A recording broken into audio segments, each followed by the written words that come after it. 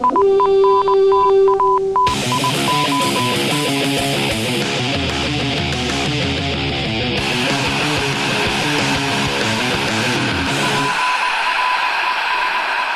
to Norse Code, the number one podcast for your Minnesota Vikings. I'm your host with the moster, Dusty O'Connell. Joining me for the rare three-man pod is our intrepid producer and Twitter maven, curator, I guess, the real Donald Trump. Actually, no, the Kellyanne Conway to Norse Code's real Donald Trump, James Pogachnik. How you doing, James? I've never been called a maven before of anything, so I'm not entirely sure if I should take that in a positive way, but here we go. That's the thing that you're worried about taking offense to? No, yeah, that's fine. Totally fine. Yeah. Dusty made a bunch of neutral statements. Neutral, completely neutral. I know nothing better. The other voice you're hearing through the internet's tin cans and strings tied in a weird three-way triangle, such as they are, is that of writer for 1500ESPN.com in Minneapolis and coldomaha.com, as well as a variety of other sites around the internet. Useful human, Arif Hassan. How are you, Arif? I'm good. Okay, so if he's Kellyanne Conway, are we Donald Trump, or is one of us like... How does this work? Please go further into this hastily thought metaphor. Well, I mean, that makes you Donald Trump, obviously, because you're the brains and kind of the front-facing focus of this operation. I guess that makes me... And I have the smallest hands. Yes. That is probably likely in this instance, actually. Yes. And likely the largest ego. Up to easily. I guess that makes me probably Reince Priebus. Either Reince Priebus or Paul Ryan. Because I'm kind of like the pasty guy, like behind the scenes, that's not really sure if he's committed to the operation, but still manages to make all kind of like the back end stuff sort of work and keep... Yes, all those times you've publicly vacillated in your loyalty to me. That's a very good comparison. Yeah, no, I think Reince all Priebus... good football podcasts involve the word vacillated in the opening. I just want to point that out. It's a We're on track. Cromulent word. No, I think Reince Priebus is the most appropriate comparison. Anyway, all right, glad to have dragged you along. I'm glad you gentlemen are doing well.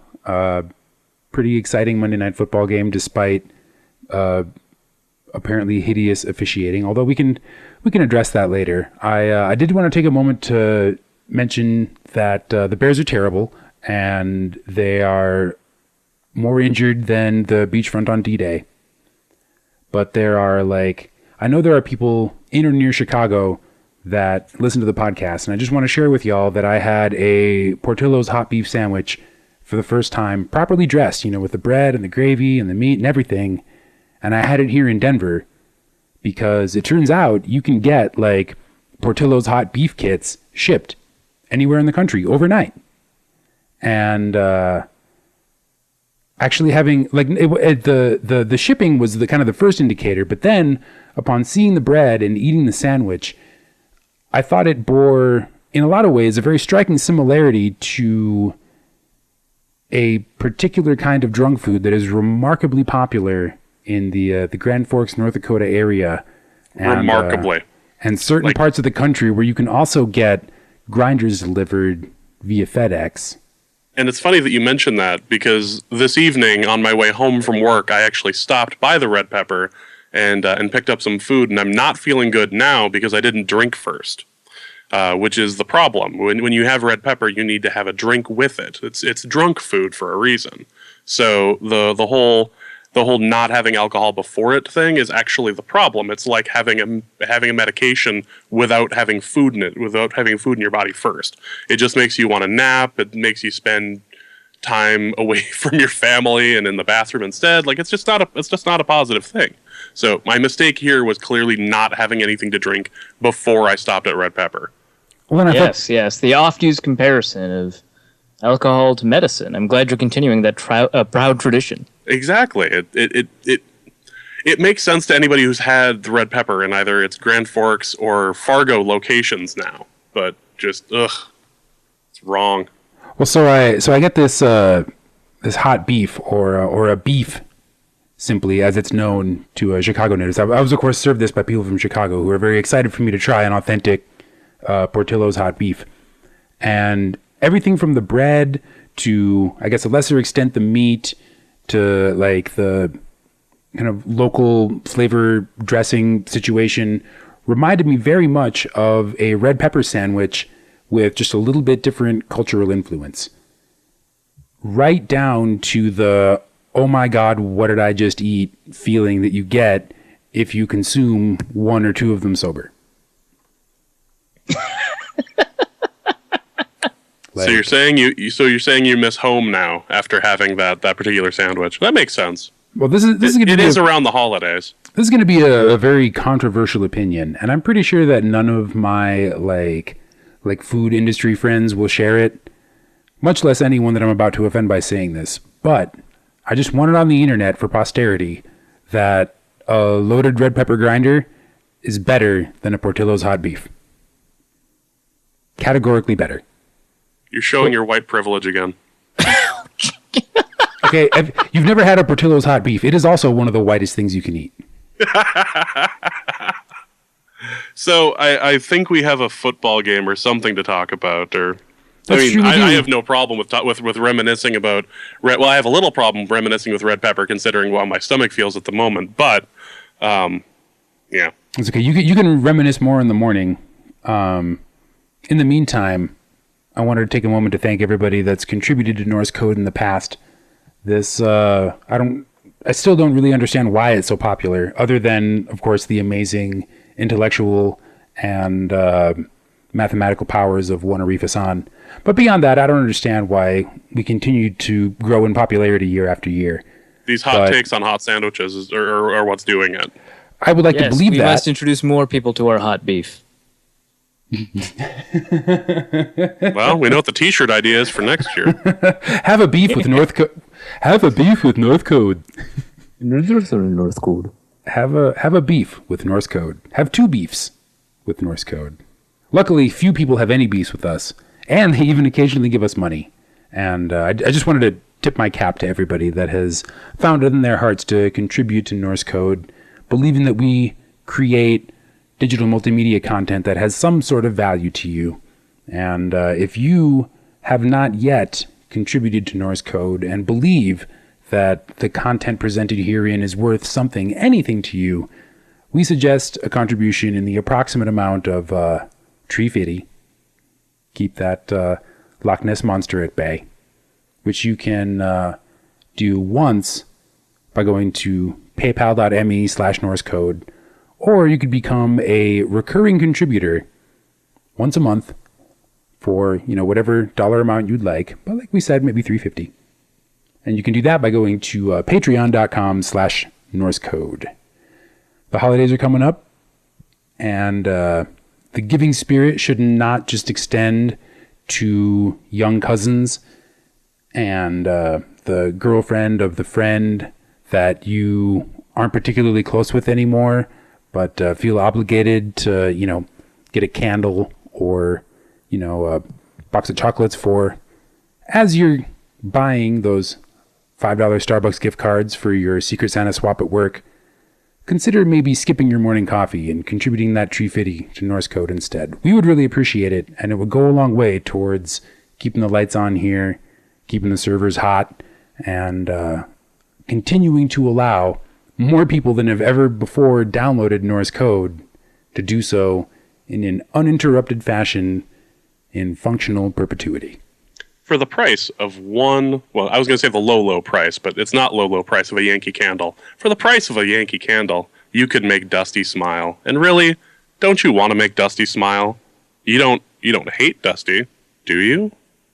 I do have nice teeth. My smile is not unpleasant. That's very reassuring and not a lie, clearly. Well, now it sounds like one thanks to you. Good job. So there was a football game just now. We are taping, of course, directly after the Oakland Raiders managed to leave Michael Crabtree functionally completely out of a victory, which is very frustrating to me. In a week that was actually probably the most frustrating week possible for Norse Code Fantasy League players. Oh, this is brilliant. Because we set a record for numbers of extra points missed in the week that was clearly a league-wide kicker memorial to Blair Walsh. Wasn't it Aaron Gleeman who had posted something online about how it's impossible to figure out statistically how messed up it is that we set a record for missed extra points this week, and that Blair Walsh was not involved? Blair Walsh was sitting with Peyton Manning, watching it all happen. Yeah. No, looking at the Norse Code, looking at the Norse Code Fantasy right now, we had 5 teams that were affected by the negative 25 point rule for a missed extra point. Some of them twice. Yeah, me. I was twice. Robbie Gold was twice, but he was not picked up. So if anyone, like, we had posted this on Twitter yesterday, and people were going, "Why are your scores so awful?" It's because we're insane, and we wanted to play Russian roulette with kickers, and this rule came up before this was a thing, before they moved back and kickers just started missing extra points. So I feel like I'm one of the few people on the planet who deserves this the most when it comes to getting served by this sort of kicker nonsense. Every year I get knocked out of the playoffs or something because of missed extra points in these leagues, and this was negative 50 points. I totally would have won and destroyed my opponent if not for the fact that Mike Nugent of Cincinnati is apparently the world's worst kicker last week. So I lost by 2.9 points. Not that anyone cares about like specific fantasy scores. 2.9 points. My kicker, you missed a kick, right? So minus 25 points. Yeah, I was up against someone whose kicker was perfectly fine. Dan Bailey made all the extra points. Made a couple of field goals. That's who I was up against, and I lost by 2.9 points because of a 25-point deduction. I was playing somebody who also missed an extra point, but they only missed one. So, Gostkowski. But the saddest story of all is me playing a team whose kicker missed an extra point. And thanks to my already evinced frustration with Michael Crabtree, I ended up losing that game by 1.4 points. Well, okay, so it's not as if it's the Oakland Raiders' fault so much as Michael Crabtree's fault specifically, because he dropped like 2 passes in that game, right? 7 targets, 3 catches, 5 yards. Any one catch. The one where the defender chose to push him down rather than allow him to score a touchdown. Oh, so now it's the Texans' fault. No, I mean it's Arif is right. Arif is right. It is Michael Crabtree's fault. It is the Texans' fault. And frankly, it's my own fault for not fielding a team that could not withstand negative 25 points from the other side. What were you thinking? I'm willing to and if you look at my performance in the league, this was going to be my ticket to the playoffs. I was going to be the sole owner of third place with a win to give. And now the bottom end of the playoff battle is suddenly much more interesting because I couldn't close at 1.4 points. And you couldn't take advantage of the fact that their kicker missed an extra point, and now you're complaining. That's all it is. Well, if you look at the number of points scored against me, it is the second lowest in the league. And if you look at the total number of points that I have scored, I didn't look at it before the end of this week, but it's either third or fourth lowest in the league. I have been an expert. I've been a lot like the New York Giants this year. I've been an expert at coaxing terrible performances out of opposing teams. And keep in mind, 2 of my wins were when I had 2 players each week either out or on a bye because I simply had no replacement for them. Yeah, and this shows like real grit and determination, real coaching talent on your part to get your players up to, to make sure opponents don't score enough points. I mean, you really got your players motivated to give just as much effort as they needed. You probably changed the soundtrack in the locker room too. Played a lot more Drake this week. No, I actually went with Vincent Frank. Should have gone with Drake. You would have won. I should have done a lot of things and I would have won. But the point is that I've been a lot like the Giants this year. I've been able to coax, no matter how bad my performance has been, I've been able to coax worse ones out of my opponents. And so the bigger story out of all of this is the fact that we had, 12 missed extra points this week? Arif, was this some scheduled tribute to Blair Walsh, or was this just It has to be, right? horrible luck? There's no way this is not a show of kicker solidarity towards Blair Walsh. It's just, really, the real tragedy is that not every kicker got the memo. The real tragedy is that Blair Walsh didn't also get to miss. Like, I have this theory that he's at home practicing to get signed by, let's say, Cincinnati, since Mike Nugent is apparently the worst kicker on the planet this week. And he's sitting there practicing, and he just started shanking. He's like, they're not even counting in the Norse Code League. Do you know, Cincy fans want Blair Walsh, so this is a connection people have made. You know what? They can have him. I am totally fine with that. be careful what you wish for. You lose out on those sweet Mike Nugent points that you probably drafted for? Man. No, that's the thing, is that I started Nugent and I had Vinatieri on the bench and I totally forgot to switch him out. Vinatieri would have won me the week. Yeah, I have no sympathy for you now. Fine. Well, We should talk about stuff and not this. Yeah, plus both of your teams are garbage and neither of you are going to make the playoffs, so enjoy your sour grapes. I don't know if I'm mathematically eliminated. Okay. So, Arif, I wanted to get your take on this.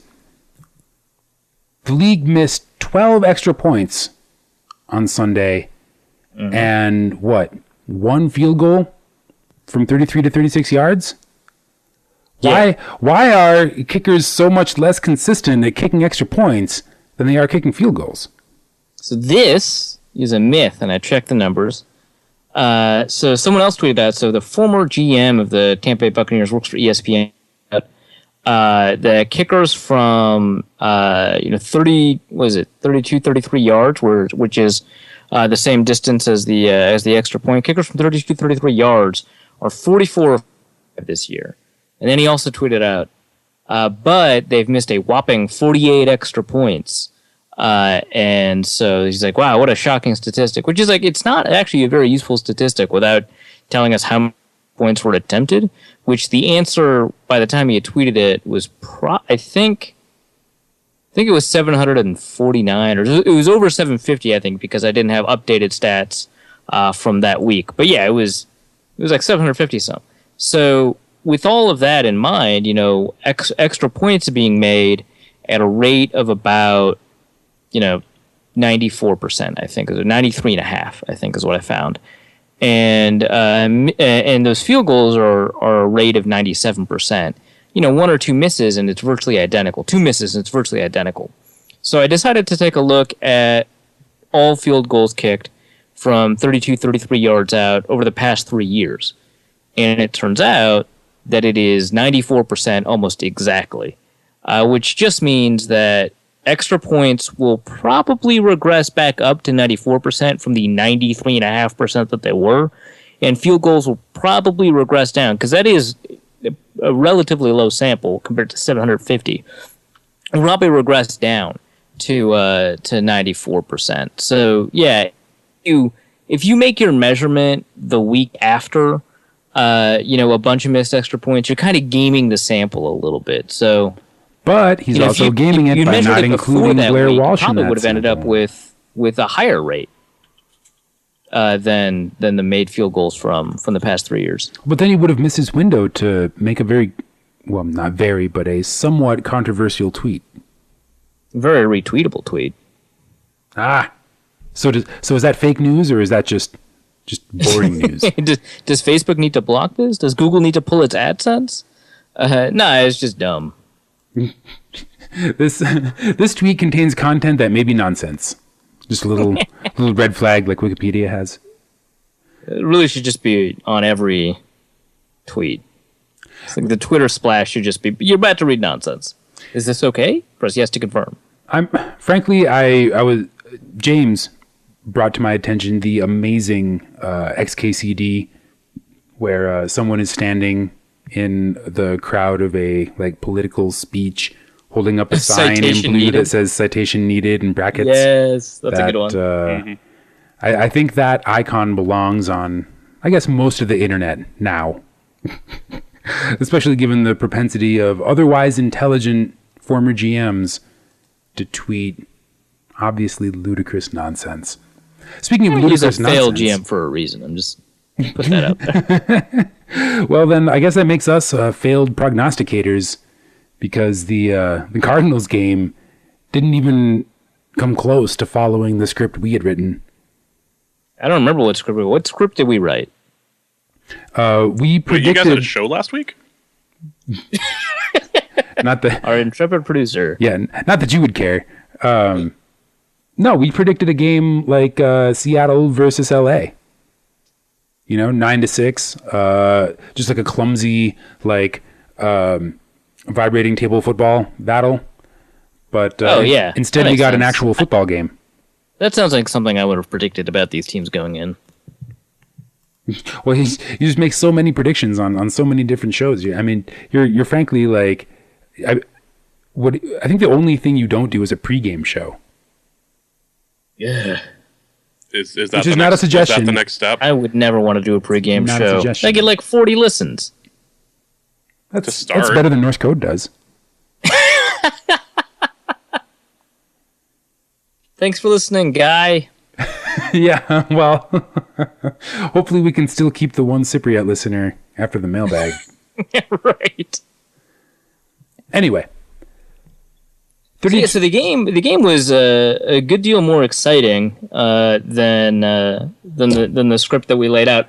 Although, like, by the end, that was not a good quality. Well, and the score, like 30-24, it implies a pretty strong victory, but it belies the extreme edge of your seat excitement and like Vikings dread that accompanied the last 2/3 of the fourth quarter.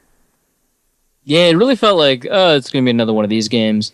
And, I mean, it didn't feel like that as strongly as some of the other games that I remember, feeling the sense of dread, which notably that included, I remember the Tampa Bay game, that Anthony Barr allowed a touchdown and then made up for it, which I think on the very first play of overtime where he wrestled the ball away and scored. So that feeling of dread was not as justified because the Vikings ended up winning in overtime, but it did feel like some of it, and the Vikings, held firm. Their second half performance defensively was stellar, aside from one drive, and obviously that's what they ended up needing. But with the sort of the fireworks that were going back and forth, sort of back and forth, that kind of implies that the offense was amazing instead of average. The offense was average, and that's an upgrade. But sort of the relative back and forth. Explosive fireworks or whatever, really made it seem like there was a lot of potential for the Cardinals to just bring this one home. Well, and so I want to circle back for just a second. The Vikings and the Cardinals we projected them to play a game that would be marked by terrible play from the offensive line, because the Vikings and the Cardinals are in a race to the bottom in terms of left and right tackle as positions, right? Mm-hmm. And you said last week that the idea that the Vikings being average would be an upgrade. And we saw that this week. And I think the offensive line play, while still like below average, was better than the worst, which is what we were projecting. Yeah, no, absolutely. No, that's I would say that that's pretty accurate. So Bradford was under pressure significantly less often in this game than he has been for, I think, any other game this year. So I think in terms of protection, this was probably the best game. I think a lot of that has to do with how quickly passes got out. He only held on to the ball. Pro Football Focus has it for an average time of 2.18 seconds. That's extraordinarily quick. Not just like relatively speaking, it's very quick. It's among the lowest in the league in any particular week. But not only that, there was only one player that ended up getting somewhat consistent pressure. That's Rodney Gunter of the Cardinals, who is not somebody that people are very frightened of. He's sort of an interior defender. He plays both nose tackle, defensive end, and so because of that, they were only under the Vikings were only under pressure about 10 of their dropbacks, again according to PFF. So that's a 30% or 33% pressure rate, which is actually just below average in the NFL. So this was a slightly above average performance for the Vikings offensive line in terms of being able to eliminate pressure. That's not entirely because of the play line, although you do have to acknowledge that. A lot of it has to do with the scheme, but it did allow Bradford to, do enough, right? Like he needed, like, I don't think that he had a stellar performance by any means, but he did enough, right? And I think that's kind of what the Vikings traded for, and for the first couple of weeks they got more than that, and then the next couple of weeks they got maybe less than that. Not that he was the biggest problem or anything like that. This is kind of exactly what they got. So yeah, no, the protection held up well. It allowed the offense to sort of function. The running game in the first half looked a lot better than it had in a while. Obviously the second half, more than made up for it. I think the Vikings ended up with like 3.0 yards, something like that. So that's a bit of an understatement, considering the fact that we actually had a running game this game. Right, no, exactly. Yeah, so I think Jerick McKinnon over the course of the first half, I think he finished the first half with 5 yards a carry, which that's nice. Let's do that. More of that. Let's do more of that. And then, a bunch of tackles for loss in the second half. So, yeah, those halftime adjustments were decent. Well, and I tell you, so to go back to what you were saying about, Sam Bradford, what we traded for, the Cardinals did a pretty decent job of converting those pressures into hits, and not just like gentle, like wiping down the quarterback hits. Like Bradford took more than a couple of, hard shots, and he took a beating. It's interesting, like when you take a look at the number of pressures, which again, Pro Football Focus marks as 10, the number of quarterback hits, which ESPN marks as 6. That's a lot. Yeah, and that and they were not gentle hits. They weren't they weren't Brady rule hits. They were actual hits, and Bradford stood up after every single one and went back to work, which I think is more than I guess I would have expected from Sam Bradford pre-trade. Yeah, I think so. I mean, obviously, I had a relatively poor opinion of Bradford, before the trade, and then obviously when the trade occurred, I kind of let those opinions fly. And one of those things was, it wasn't that it wasn't necessarily tough, but it's that his response to pressure wasn't necessarily ideal. And so, he can, when he gets out of rhythm, according to, what we saw, he can, when he gets out of rhythm, kind of tailspin out. And so, yeah, I mean, he takes hit after hit and he gets up. But in this game, he just kept control after those hits. Which there was no tailspin. He didn't do what Carson Wentz did this week. Right, exactly. So my favorite bit of the press conference afterward, of course, Adam Thielen comes up big again, and we sung the accolades of the West Coast offense as it can apply to the Vikings, and of course we saw Pat Shurmur employ those concepts again, and yeah, good effect. But during the press conference, a reporter asked Sam Bradford, "Do you know who Adam Thielen was before the trade?" And Bradford looked like googly-eyed, uncomfortable for a second, like Kermit the Frog, and was like, "Am I allowed to not answer that?" That's adorable. He actually tends to look like that anyway, so it's not a huge stretch. But again, if you ever listen to the episodes that we made you produce, you would know we've put Sam Bradford on the short list of goofiest-looking quarterbacks. No, I actually have. And do you remember what I've actually called you out when you've mentioned me on the show for not listening, and then I make the mention of actually listening? Like you're doing right now? Yeah. Yeah. But this is actually on the show instead of the hangout, so yeah. There you go. This is the curtain pulled back. It's actually a very acrimonious relationship. It's a good thing we're thousands of miles apart. We can't actually stab each other in the face. It's important to have these tough conversations, though. It is important. I think the best part of the whole game, though, was the sarcastic liberation of France style cheer that happened when Kai Forbath hit his first extra point.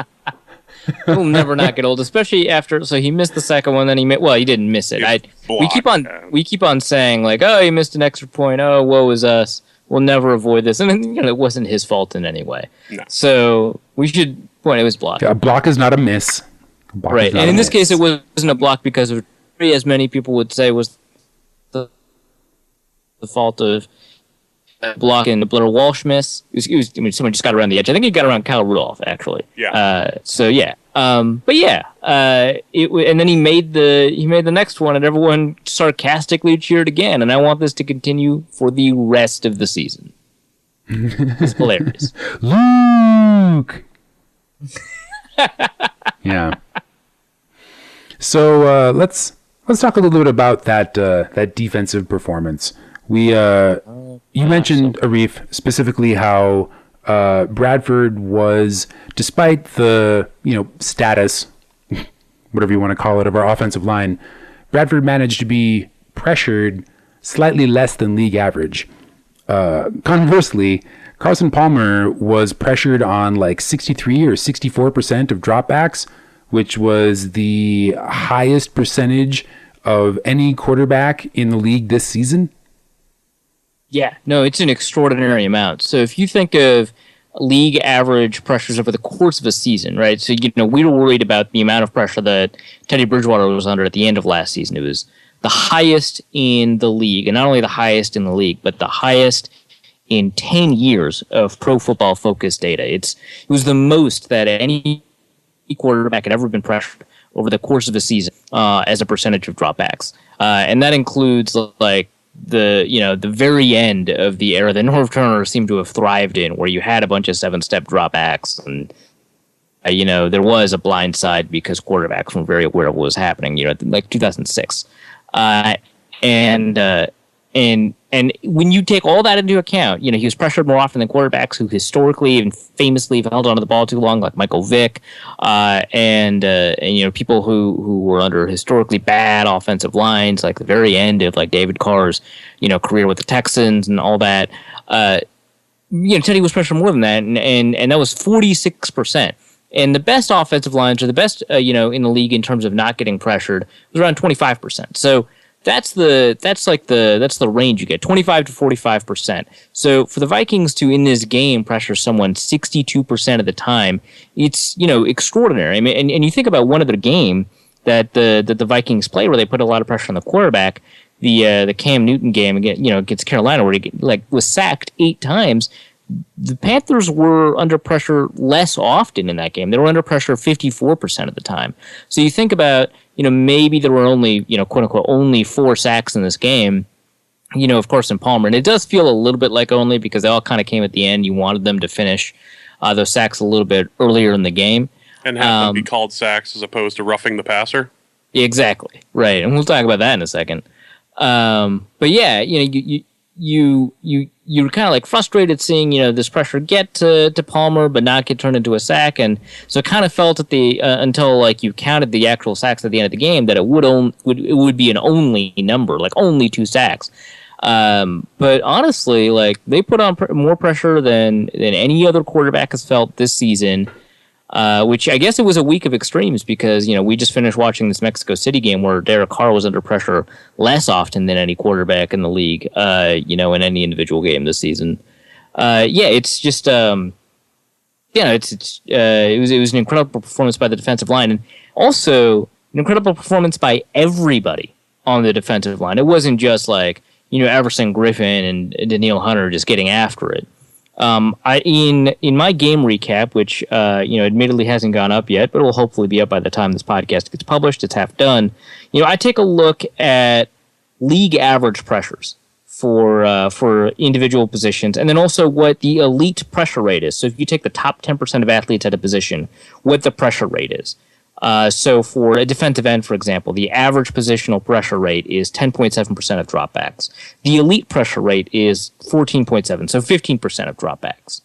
Everson Griffin and Daniil Hunter had more than 20%. So Everson Griffin, 25%, Danielle Hunter, 29%. Danielle Hunter put more pressure on the quarterback than twice the rate of elite defensive ends over the course of the season. But it wasn't just those two. Brian Robinson was above that. He was at 19.4%. You take a look at defensive tackles, under tackles like Tom Johnson, the positional average rate is 8%. The elite rate is 13%. He put on pressure 18% of dropbacks that he was rushing the passer.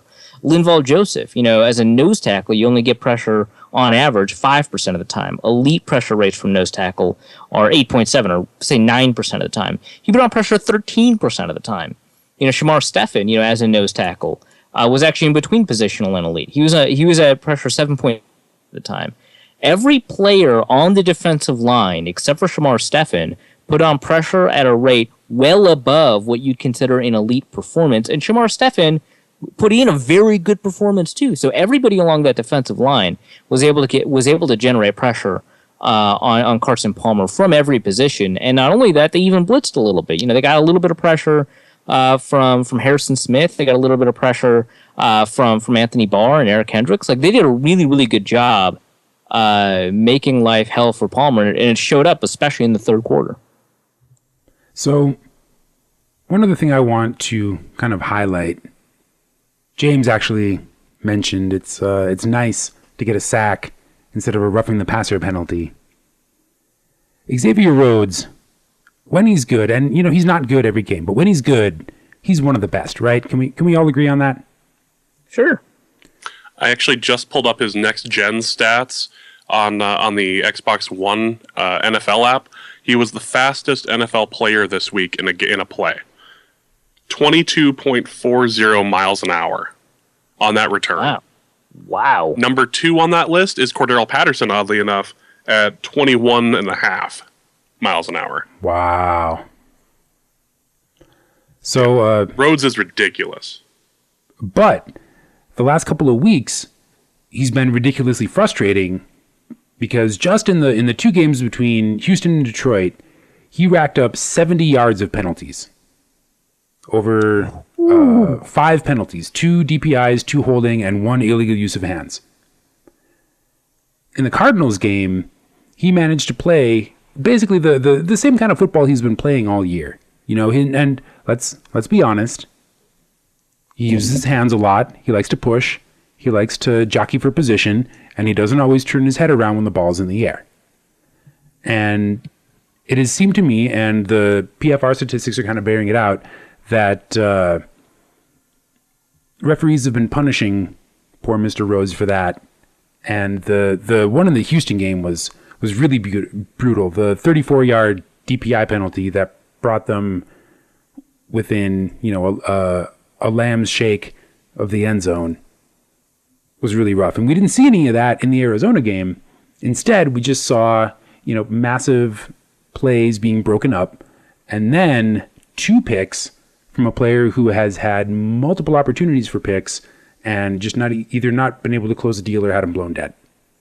Yeah, no, I think actually in the prior week, Xavier Rhodes dropped 2 pick opportunities. So get it back.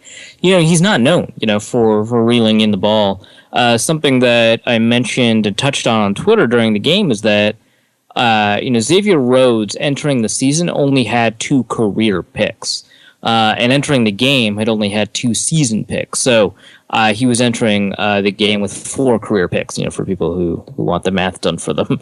And so in one game, he doubled his season pick total and increased his career pick total by 50%.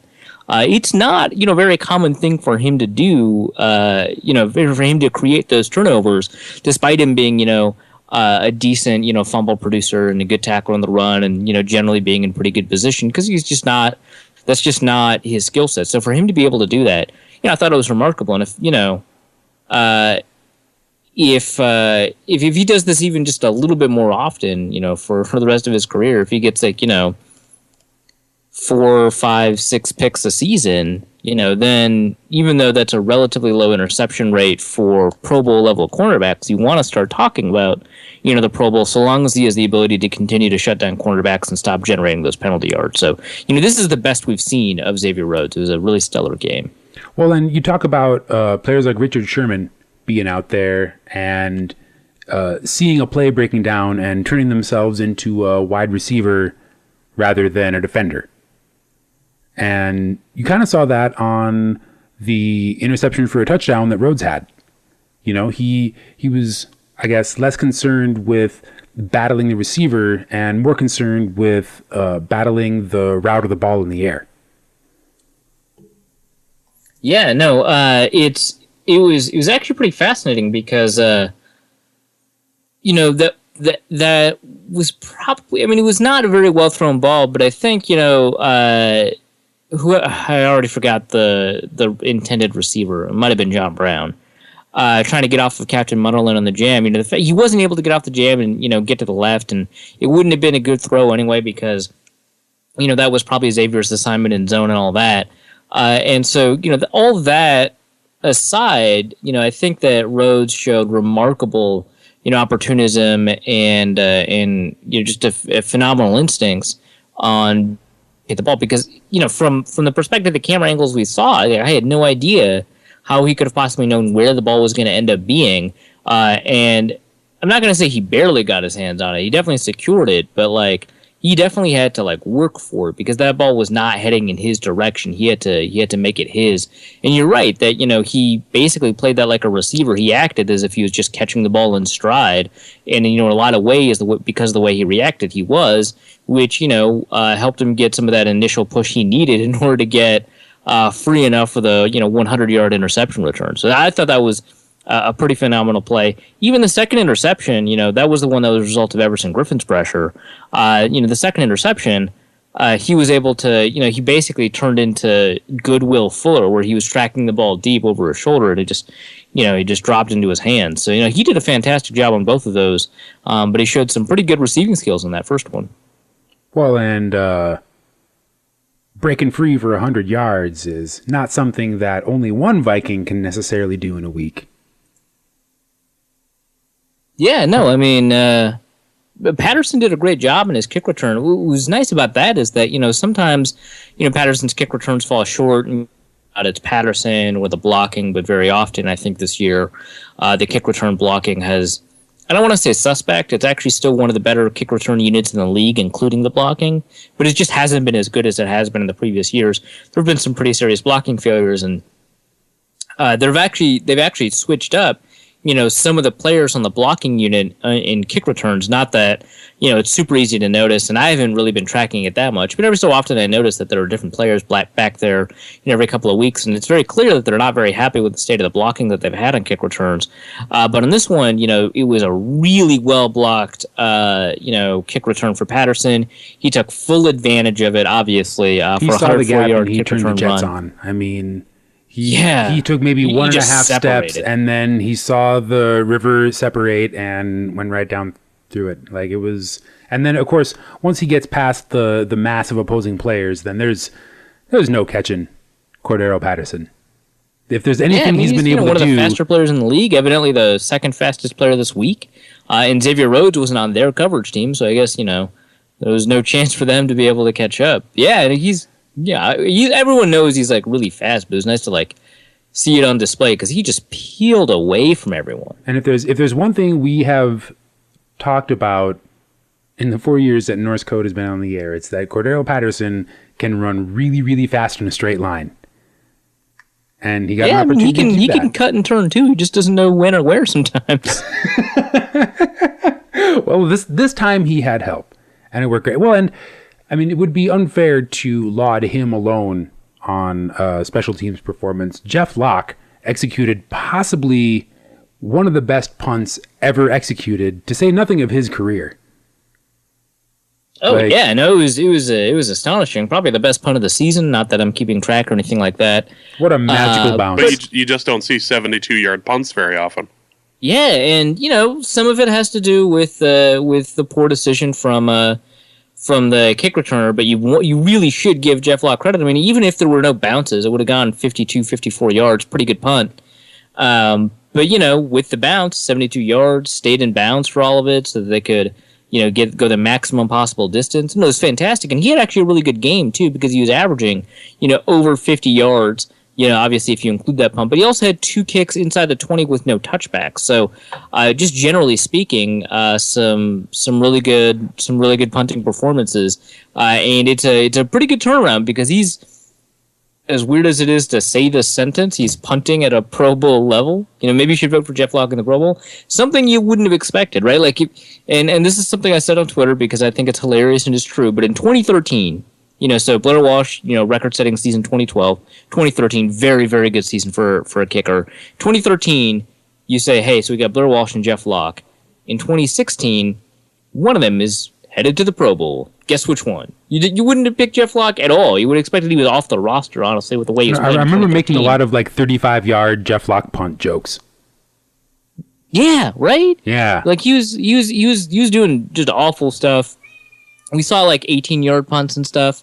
And so yeah, I mean, he's been having a great season, and that was the best game of a great season. Well, I don't know. Can you say that about obviously not a great season, but can you say that this was the Vikings' best game? I mean, it was a Packers game. Yeah, probably not. I would say it's a second to the Packers game. We were really firing on all against the Packers. Yeah, and this one, I think, is maybe the most relieving game. There's a certain amount of relief that comes to the Packers game, right? Because, I mean, you had no idea how Bradford was going to do as his first start. The Packers were supposed to turn it around this year because last year they were disappointing. This year, they got it together and all that. And and Arizona got 2 bites at the apple in the fourth quarter, where they could have closed on a 1-score game. Right. So I think this is definitely the most relieving game, and it was nice to instill some confidence back, for as fans into the Vikings. Because they were going 4-game losing streak. You're like, oh, they're going to miss the playoffs. It's going to be like 2003 all over again. But no, it was certainly one of the most whatever it was games, and I think that whatever is relieving. I think the Packers game is probably the best one, the one you point to as the best game of the season, but for a lot of reasons, right? Because it's the Packers. But this game, righted the ship, the whole ship. Well. The clever. Whole ship. Not just all the teams in the NFC North, not just all the wild card chances. The whole ship. Well, in this, I mean, you hate to throw around the phrase "must-win game," but if we want to think of the Vikings as a playoff team, losing to the Cardinals would have really closed a lot of doors. Yeah, it really would have felt like. It really would have felt like they would have had no shot or opportunity, especially with Washington. Not that the division is tough, but the Lions are doing well enough. Well, funny you mentioned. That just sounds so weird to say. Yeah, funny it's you weird, mention, because we just happened to be playing the Lions on Thanksgiving in Detroit, as is their wont for every year since 1976. The Lions have hosted a Thanksgiving game? Yeah. Look that up, so I'm just going to assume that you're right. That's a dangerous precedent to send. I don't know if this is okay. Wow, it's actually much longer than that. According to sportslistoftheday.com. #fake news. A Detroit Lions home game has been a Thanksgiving fixture since about 1934. So Dusty's wrong again. That's nice. By a lot. And I was wrong to trust him once more. Well, I wouldn't necessarily say that you trusted me. You were like, well, I was wrong to defer to him. That sounds okay. And I mean, I would like to believe that I was actually more right by underestimating By underestimating the Lions? The number of years that the Lions have played home games on Thanksgiving. It turns out that it took World War II to stop it. So there's Thanks, that. Hitler? I got nothing. Maybe not the best week for thanking Hitler. Yeah, that's... What is this, a conference in a Washington, D.C. hotel? Are there better weeks to be thanking Hitler? I'm confused. Well, of the weeks, this is not.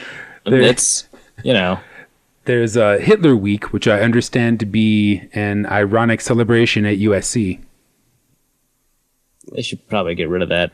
I actually knew a girl named Hitler in high school, by the way. This is a very important aside that we need to keep in the show. 2 T's, but still, But still Hitler. Yeah, right. So she didn't go to my high school. She went to one of the Lake Conference high schools. I don't even remember who everybody in it was. Maybe she went to Apple Valley or Egan or something. I don't know. But I knew her from speech. She was actually a very talented speaker in whatever category she was in. I think like dramatic duo or whatever it is. It's a performative category. And so she would do well enough to make the finals. They would announce her name. It's, Caroline Hitler. I think that's her name. I don't think there's not a problem saying her real name now that I've said her last name. And everyone would be like, yeah, good job, boo, good job, boo, Hitler. She ended up doing so consistently, so often that we just kind of got. And so you know what that's called, right? That's called normalization. Yeah, that's normalization. And so everybody in the Lake Conference was like, oh, there goes Caroline Hitler winning more again. But then not all the tournaments were Lake Conference exclusive tournaments. And so, Moundsview or Monometti, come to our speech tournament, and you just hear a gasp from the stands. And you'd be like, oh, yeah, they don't know about Hitler, I guess. One of those, oh, you didn't know? Well, I just don't understand. And then she finally meets defeat against a northern team, and they just had a very Michael Bolton. Well, he's the one who sucks approach to it. We should have to change my name. In the late 40s, they added the extra T. That was probably what happened. Maybe it should have been a more dramatic change. I'm just going to put that out there. Well, no, and then in what I'm not entirely sure is irony, she goes to a meet in northern Minnesota and gets second place in the final to someone named Stalling. Oh, that would be perfect. Well, it would be sad, I guess. Again, not really sure if that's irony. Anyway, so for the last few years, the Detroit Lions have rolled whatever team they've played at home on Thanksgiving. Wait, really? I think last year they won by 20 points. The year before they won by 14 points. All right. I should Strong have use of 2 years of history. Well, no, that's what I was going to use this to. I'm sure in 2010 they did well. That's when they had a good team, right? No, not 2010. They didn't have a good team in 2010. They really didn't have a good team in 2010. Thinking of 2014. That's 4 years later. Good job, Arif. 2014, they win 34-17 against the Bears. Yeah. 2013. That's the year they went 10-6, right? Yep. 2013, they win 40-10 against the Packers. 2012, of course, they lost because they lost every game that year. All right. And then before that, losing streak. Anyway, 2015, they won as well. I don't have the score in front of me because I misclicked on the tab that had it in there. But the score in 2015 was the Eagles 14, Detroit Lions 45. Yes. Oh, my God. Yes, wicked blowouts. 20-plus points, 3 years in a row. So my argument last week, well, sort of argument, because we didn't really get into it. I was like, well, then we got to play the Lions, and we got to play the Cowboys. Probably going to lose because the Lions are unbreakable on Thanksgiving. It turns out that's not really true. Before the year that they lost every game, they lost 10 Thanksgiving games in a row. And lifetime, keep in mind, the Lions have played every single Thanksgiving game at home. Lifetime, they are 33-36 with a couple of ties. Oh, wow. That's much better than their career record. Really? Even at home?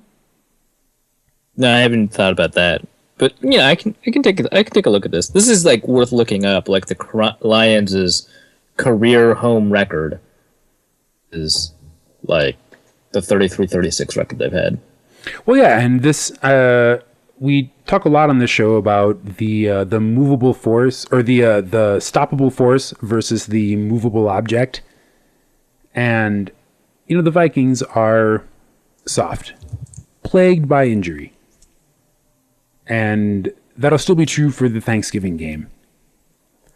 And the Lions appear to be on, something of an upswing as far as their season goes. Ziggy Ansah is probably going to be healthy. The pieces are going to be primarily in place. Matt Stafford is mostly good Matt Stafford. And like we talked about before the Lions game, Cooter's system is designed to keep Matt Stafford good, give him as many opportunities to be good as possible. Yeah, unlike all those other offensive systems that make the quarterback intentionally look bad. Yeah, exactly. Well, how on earth did Bortles, Jim Bob Cooter end up organizing a win this last week with no touchdowns through the air and 19 yards on the ground or something like that? I think it was 21 yards on the ground on 17 carries, something like that. Something like that. He's a magician apparently. Or Jacksonville is terrible. You know what we call magicians in Trump's America, right? Witches. Peddlers of lies? Oh, I like that. Witches, James. They're witches. So, and also, if you want to talk about a system making a quarterback bad, Blake Bortles has probably lost a lot of hair on that topic. but I'm just saying this. All systems are designed to make the quarterback look good. Some are more effective at it than others. Well, and I think that might be the larger point, is that Cooter's system is freakishly effective at making bad Matt Stafford into good Matt Stafford. Speaking of which, since they've implemented Thanksgiving games, I've looked this up, the Lions are 43.6% at home. No, that can't be right. I refuse to believe that. I must have missed a marker. That's impossible. Impossible. That's got to be Thanksgiving-only stats. Well, the Thanksgiving-only stat is, you already mentioned it, 33 of 36, right? That's about 43%. Yeah. Okay, so actually they do have a winning record at home. I did misclick a radio button on this search, so... I'm going to do the quick math here, because I am dumb. And bad with numbers, as people know me to be. So what we're slowly learning here is that the Lions actually, historically, tend to perform a little bit below expectation, given that they play all their Thanksgiving games at home. Sure, yes. So they're 54% career in non-Thanksgiving games. Oh, so they actually underperform in a statistically significant way on Thanksgiving. I don't know about statistically significant. All the time, really. Right, because they're 47.8% in Thanksgiving games and 54% in home games. If you take out Thanksgiving. So barely outside the margin of error. The Lions are not as good on Thanksgiving as they usually are at home. All right, it'll be a cinch. Thank you for coming with us as we all learned this just now, Norse Code listeners. Yeah, I can see why you guys listen to this podcast. We take forever to come to conclusions that don't matter. So donate today at paypal.me/Norse Code or patreon.com/Norse Code. Once again, this is valuable digital multimedia content. All right, so now that we have spent a long time looking up numbers for something that doesn't matter, let us engage in some useless conjecture.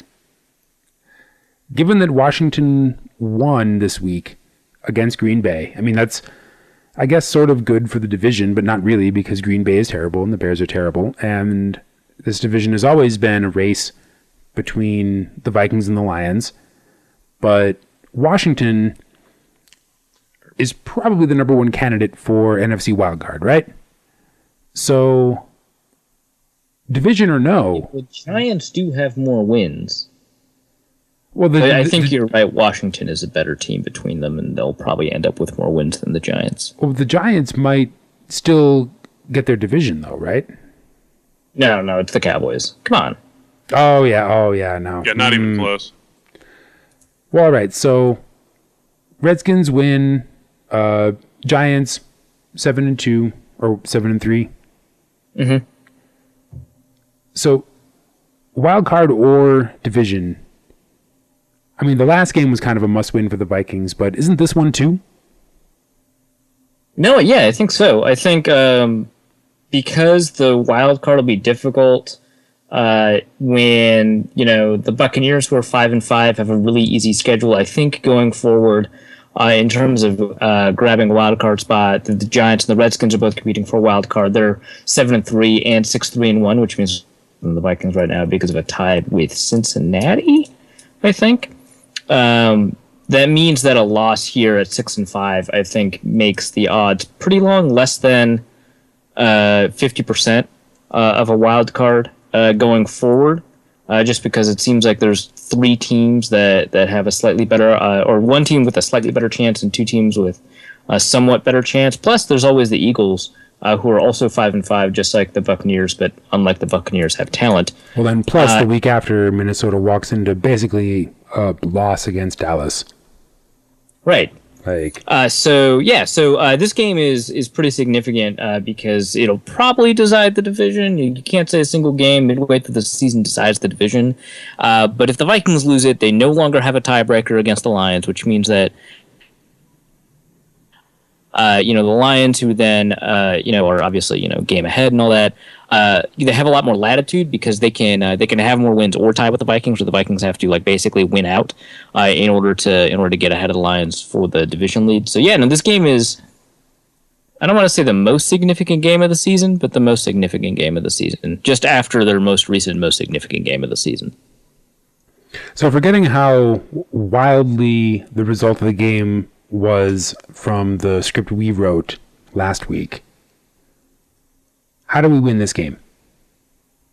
Yeah, I think the offense needs to continue to improve. The offense has done really well over the past 3 weeks. It's been, a somewhat league average offense. If you take a look at it in terms of points per drive, I think over the last 3 weeks, the ranked, 15th or 16th, and that excludes, that defensive score from Xavier Rhodes and that special team score from Cordell Patterson. The offense, just on its own, even with bad kicker Blair Walsh, has produced at a somewhat average level.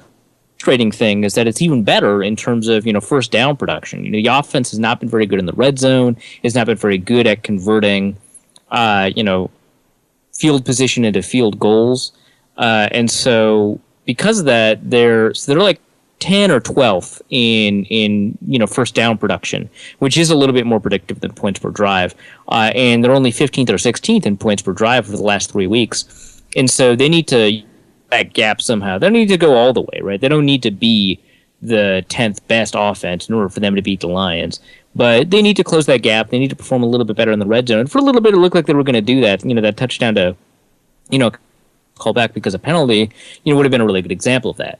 And I think they scored a touchdown on that drive anyway, but those are the examples of the red zone failures that we've seen. We've seen penalties take back scores and stuff like that, or in a very recent example, penalties take a team out of goal line, plunging range to out of field goal range.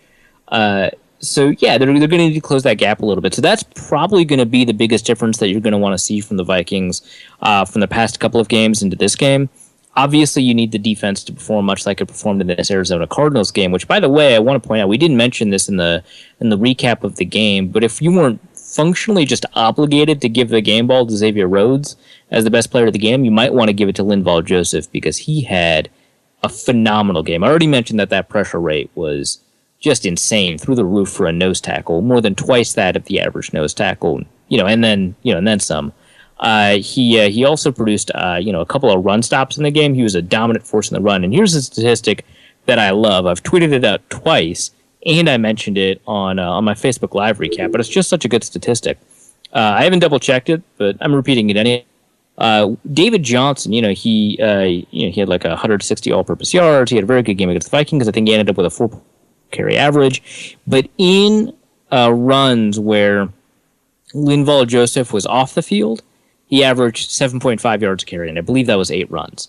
In runs where Linval Joseph was on the field, he only averaged 3.2 yards a carry on those 14 carries. So he was phenomenally important. And visually, just looking at the film, it really does look like that too. He was phenomenally important in being able to stop the run.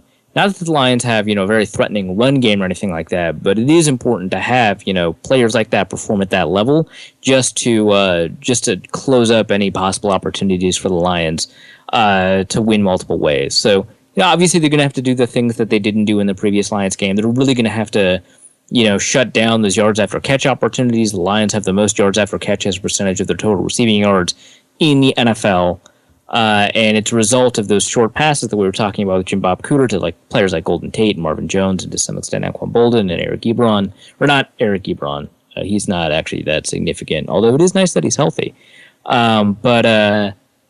But yeah, no, they need to shut down that after catch ability because that's just so important to the way that the Lions operate. So defensively, yeah, they're going to need to stop the run, do Linval Joseph things when Linval Joseph is around, but they just need to tackle better. That's it. So offensively, they need to close the gap in the red zone because they've proven that they can march down the field pretty consistently. They've proven that they can, for the most part, actually avoid 3 and outs in the Pat Shurmur system. But they need to convert those red zone opportunities. That might be a play calling thing. That might be a, hey, you just can't run the friggin' ball thing.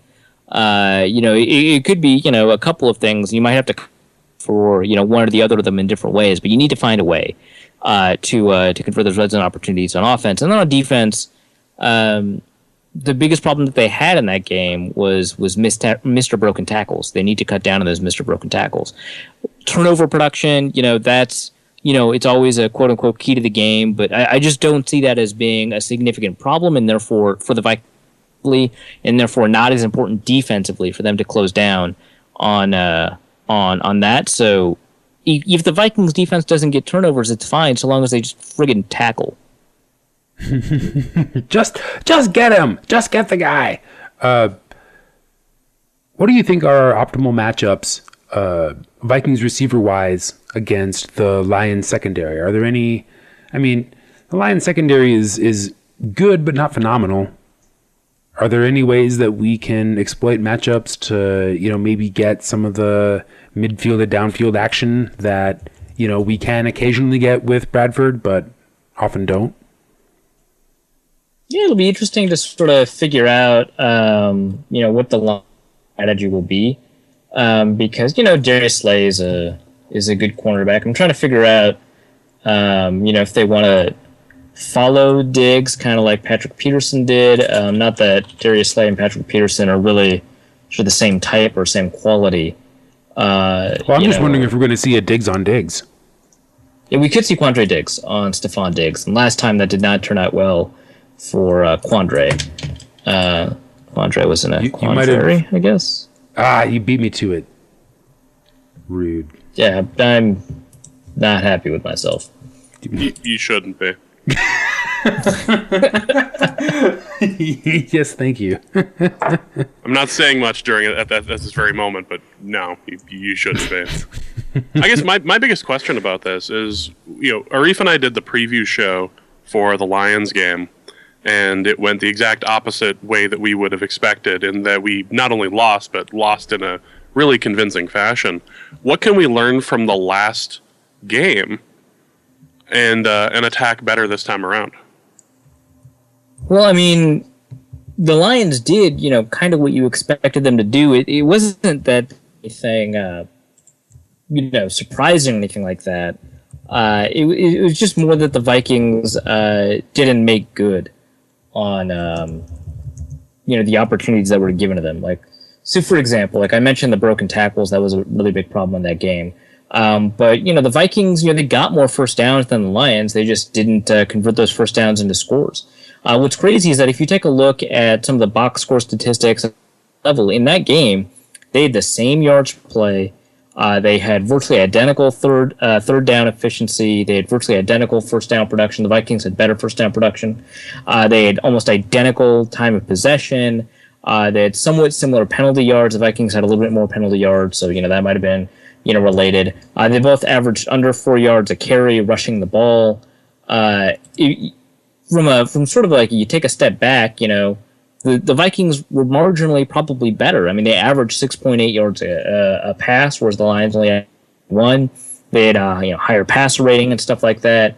They only took 2 sacks as opposed to the Lions as 1. So what happened in that game? Well, it's like some of the stuff was just it wasn't timed well, right? So those penalties put the Lions in scoring position, whereas the Vikings benefited from penalties that moved them down the field but didn't put them sort of in the same scoring position. They didn't take advantage of it.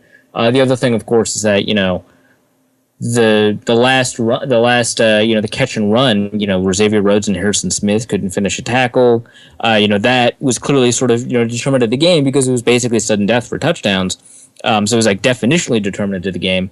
But it was that the teams were pretty close, and the Vikings were probably the better team, and they just let the fourth quarter get back after them. So really, the lesson learned from the game is not that the Lions are necessarily the better team, or that the Vikings just didn't match up well. It's just that they couldn't execute some of the fundamentals at the right time. It's just like when the errors occurred for the Lions, it was less impactful. When the errors occurred for the Vikings, it was significantly more impactful, despite the fact that the Vikings were probably a better team. As for the individual matchups, I don't know. It just feels like the receivers are better than the cornerbacks. Really, the only thing that I think I would be concerned about is, A, is DeAndre Levy going to be healthy? Because if he is, he's been a limited participant in practice. That's going to significantly upgrade the Lions' defense. B, which Lions' defensive line shows up, because they've had, pretty good defensive line performances last year. They've had some issues this year with their defensive line. Kerry Hyder did just a brutal working of the Vikings offensive line, which is weird. He's the backup defensive end. But he was very effective at just hurting the Vikings, because aside from the 2 sacks, he had an additional quarterback hit and he had 2 tackles for loss. The Vikings kind of shut down, Ziggy Ansah, who, he had a tackle for loss, and they kind of shut down, Devin Taylor, who, he had 1 quarterback hit. But for some reason, Kerry Hyder hurt them. So if they find a way to take care of this backup defensive end, who is admittedly better than a lot of backup defensive ends, then they'll have enough protection and stuff like that. But, if Ziggy Ansah, showcases like he did last year, or if Devin Taylor plays to, I think, his potential, then the Vikings are probably in a lot of trouble from a matchup perspective. Are we back to the same offensive line players? Have we, gotten and then injured all of the offensive line players that we might get this season, and then gone back to the ones we had in the first Detroit game? Actually, I don't know who the offensive linemen in that Detroit game were, which is a little sad because, it was pre-Jake Long, right? Was it? It was post-Matt Khalil. It was post-Matt Khalil. So, yeah, it must have been. Because Jake Long was there for, 2 weeks? Clemmings was still there, but was that post-Andre Smith or not? It was definitely post-Andre Smith. I think Jake Long was there. No, yeah, right, because Jake Long's record with the Vikings is 0-4, so he had to be there definitionally. Oh, okay. So we're actually going to be walking in with a worse line on paper. Yes. Oh, good. On paper. Oh, good. Yeah. Oh, good. People will say that TJ Clemmings had a pretty good game against Arizona. I think that overstates it, but it's definitely better than a lot of the games that he's had for the Vikings. It's better than his counterpart had, but that's not saying much. Right. Well, yeah, so Clemmings probably had the best game of his NFL career, maybe, in that game, which was still not a good game, but Searles had maybe his worst game of his NFL career, which admittedly only includes 5 or 6 games, but it was bad. Clemmings also performed better as a run blocker in that game than I've seen in a long time, so we should add that to the relatively positive Clemmings takes. I would like for that to happen. I would like for there to be some good run blocking this week. That would be okay. Maybe. I think there's a lot of potential for it, because the run game, I think, has been slowly improving, which is not to say that it is improved, but it's improving-ish from, I think, a film perspective. I think statistically it hasn't, but I think that based off of what I'm looking at or what I'm seeing, that it is largely improved. And maybe that's a first-half bias thing where over the course of the first halves or the past couple of games have gotten a lot better, and maybe that's not true over the course of a game, but I think that there's some reason to be optimistic about the direction the run game is kind of heading in, which, by the way, there's a little bit of news about that too. Well, okay, so before we get into that news, let me ask you if my much less studied perception is close to accurate. We've tried Asiata for 80%. We've tried McKinnon for 80%. Neither one really seems to work too well. Admittedly, small sample size facing different defenses. I feel like the optimal running back split is like 60% McKinnon, 35% Asiata, and then 5% Zach Line at the goal line. Yeah. Maybe Rhett Ellison also at the goal line, given... No more Rhett Ellison. No. That was no more Rhett Ellison. Run. No, okay, but what does he have more of? Penalty yards or run yards?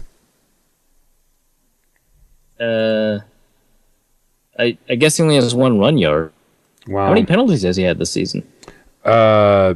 Several. I believe he's got like 60 or 70 yards in penalties. I have an internet here. Yeah, have an internet, man. That's a lot of yards. I mean, you said the whole season. I mean, I know he's gotten rung up once or twice in the last 2 games for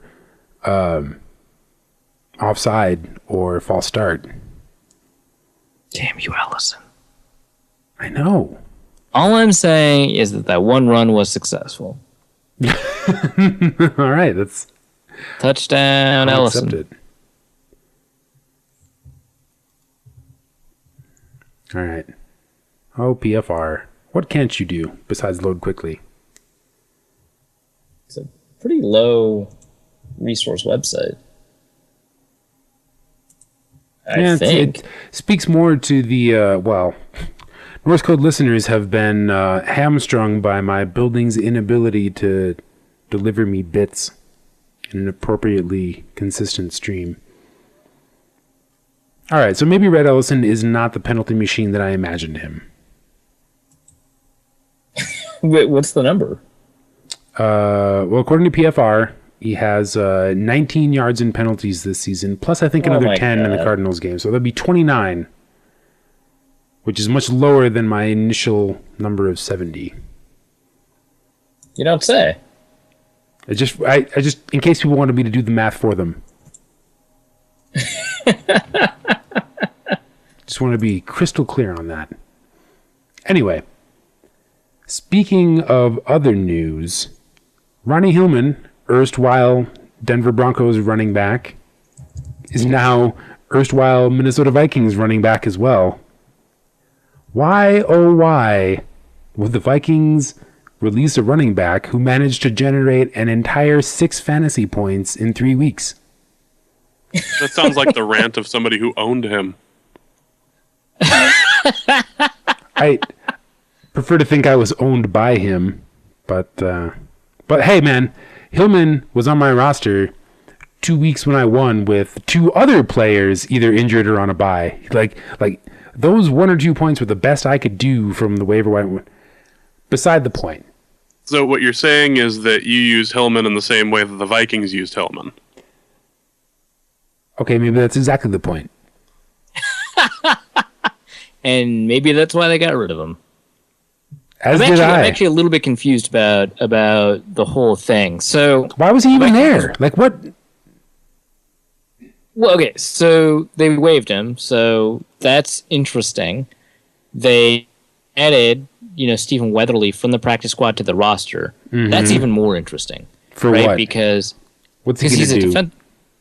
What? Play defense? Is that his position?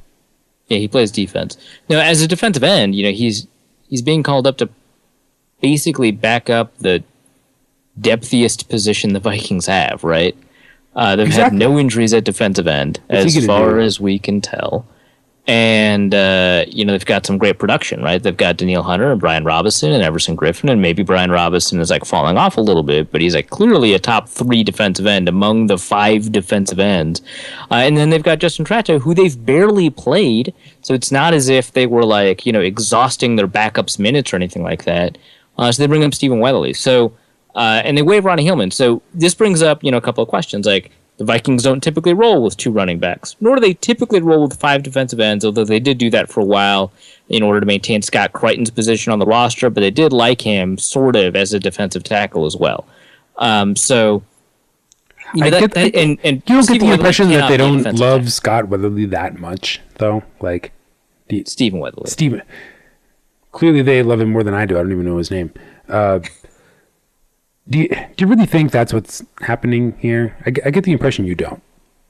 Right. Well, yeah. So, the reason it's a mystery is because it's just not that obviously true, right? Like, there's no way they're like, it's Stephen Weatherly's turn to shine. He's going to outperform Daniel Hunter. I don't think that they think that. I don't even think that they necessarily think he's a better defensive end than Trato, who has been actually really good in the limited time that he's been with the Vikings. He just hasn't seen the field because of Daniel Hunter. So I think that, and this was suggested to me by someone, but I think that they were motivated by the likelihood that some team were trying to sign him off the practice squad, and the Vikings, in order to keep him, needed to value him more than they valued Ronnie Hillman. Why they kept Ronnie Hillman over, some other players, for example, it's not like Emmanuel Lemur is doing a lot as a nickel player. They've never put Emin Robinson into any like position to succeed either, which means that they must not think that he's necessarily better than Lemur.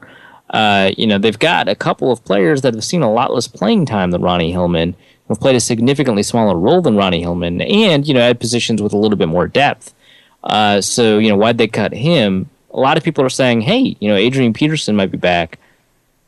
That seems a little premature. He's technically eligible starting next week, so I mean, maybe they're going to activate him off of IR so that he can practice with the team, but he's still probably got a lot of rehab left to go. People were talking about how, he was seen running last week, and that is like the beginning of that part of rehab. There's no way he's game ready.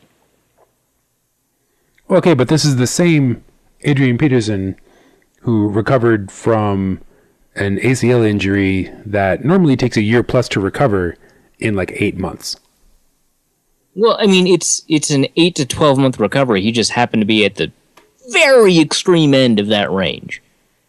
This is ahead of that. Like, he hasn't recovered ahead of a range. Well, no, but if he were to be recovered on the front edge of that range, that would be like Christmas? I think so, yeah.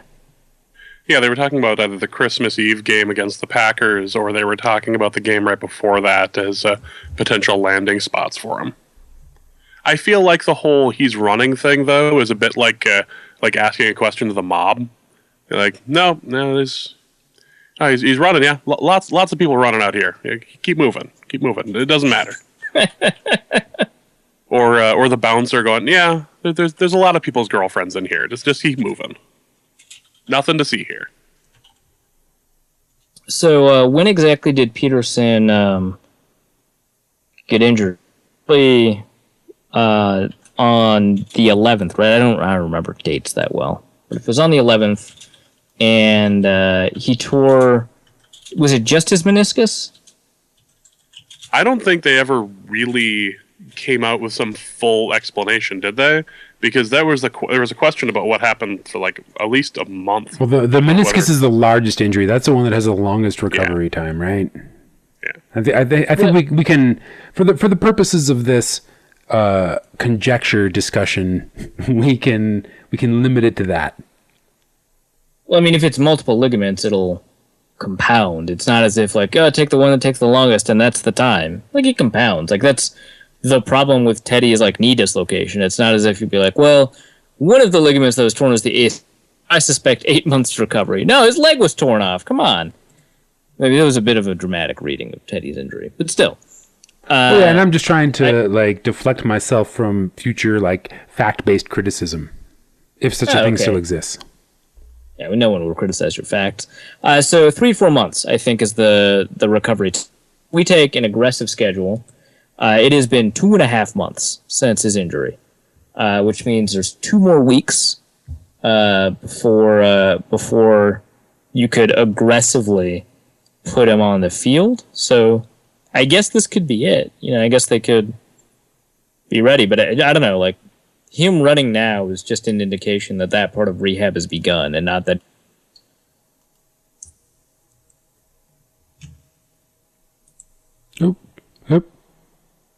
Oop. What's this? What are you talking about? Yup. Yarp? Sorry, you just sort of trailed off. I missed the end of your sentence. Oh, okay. Well, I'm sure it was recorded. It sure was. As was, regrettably, all of that.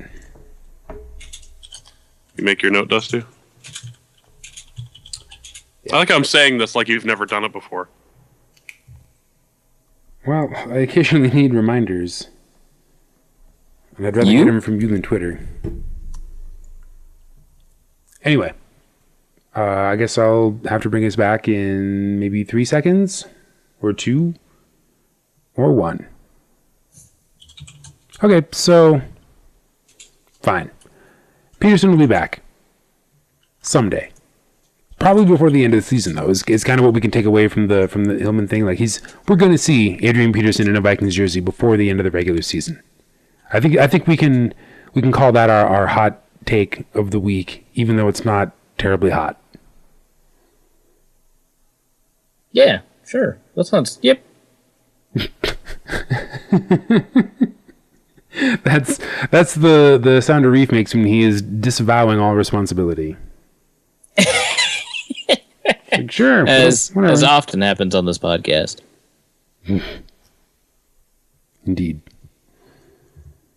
So, I guess defensively, we're looking to replicate performance against the Cardinals, except not against 2 tackles with a combined 5 months of experience in the league. Sorry, you cut out for me. Could you do that again? It's happening. Okay. So, in terms of defensive goals, we're basically looking for a repeat of the performance against the Cardinals, but not against 2 tackles with maybe a combined 5 weeks of experience in the league. Yeah, it might be a little bit of a harder ask than it was against the Cardinals, who suffered injuries throughout the game, much less the fact that they had to play some pretty bad tackles to begin with. Riley Reiff is performing as one of the best tackles in the NFL right now. I think he's only given up 1 sack this season. I don't know. Taylor Decker's actually having a pretty good year at left tackle. Their center is a little bit more of a problem for them, so Linval Joseph and Tom Johnson and even Shamar Stephen should probably have, a bit of a heyday, but it's going to be a little bit of a tougher road to hoe for Everson Griffin, Brian Robinson, Daniil Hunter, and I guess Stephen Weatherly. Who knows? Newly minted Viking, yeah. But yeah, no, they probably do not have to put pressure on the passer 62% of the time in order for them to win. But like more than 30%, which I think 24% was the amount of time they put pressure on the Lions in the last game. That's off the top of my head. I should probably look up. But it was obviously not very often. But yeah, they should find a way, whether it comes through, better blitzing, additional blitzes, whatever, to put a little bit more pressure on the passer. Just because it's not like Stafford is like, the king of pressure. I mean, he crumbles just as easily as other quarterbacks, and because of his mobility, suffers from additional problems. Although I shouldn't make too many cracks about his mobility. I think he had positive rushing yards against the Vikings for 2 first downs, if I remember correctly, if not 2 almost first downs for sure. So I guess they should pay attention to his running threat. But for the most part, they should find ways to generate pressure against him. Maybe not commensurate to the Cardinals game, but reminiscent of would be nice. Okay, and it seems to me like if you can get to Matt Stafford early, then you have a better chance of getting into his head and getting him to make mistakes targeting downfield, more so than, say, Carson Palmer. Or yeah, he's a bit more of a snowball quarterback than some of the other quarterbacks the Vikings have played against this year. Like Eli is maybe the opposite of that, whereas the more you hit him, the stronger he gets.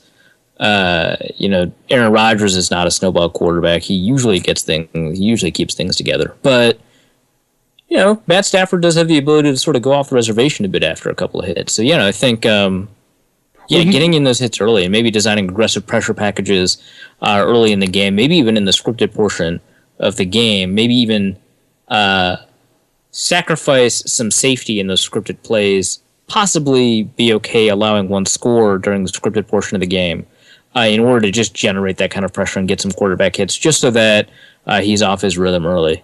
Well, exactly. Would be pretty smart. I know it's less a function of Thanksgiving than it is, matchups and play style.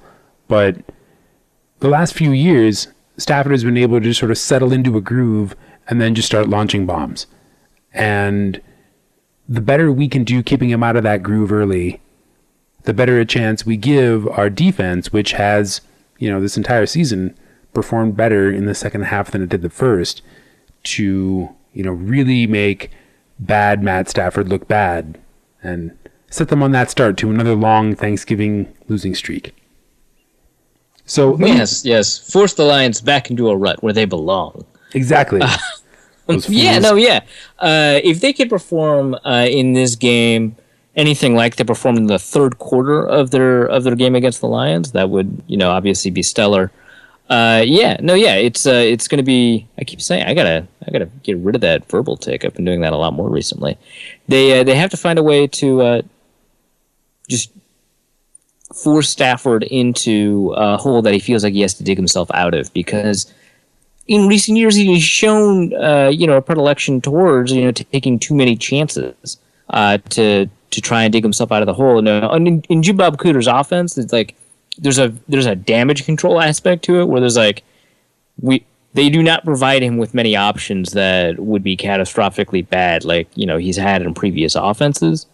But it's still sort of important to recognize that Stafford is a quarterback that likes to take chances if they're there. Their offense is going to be more aggressive if they're in a situation where they need to be aggressive. And a more aggressive offense plus Matt Stafford means chances.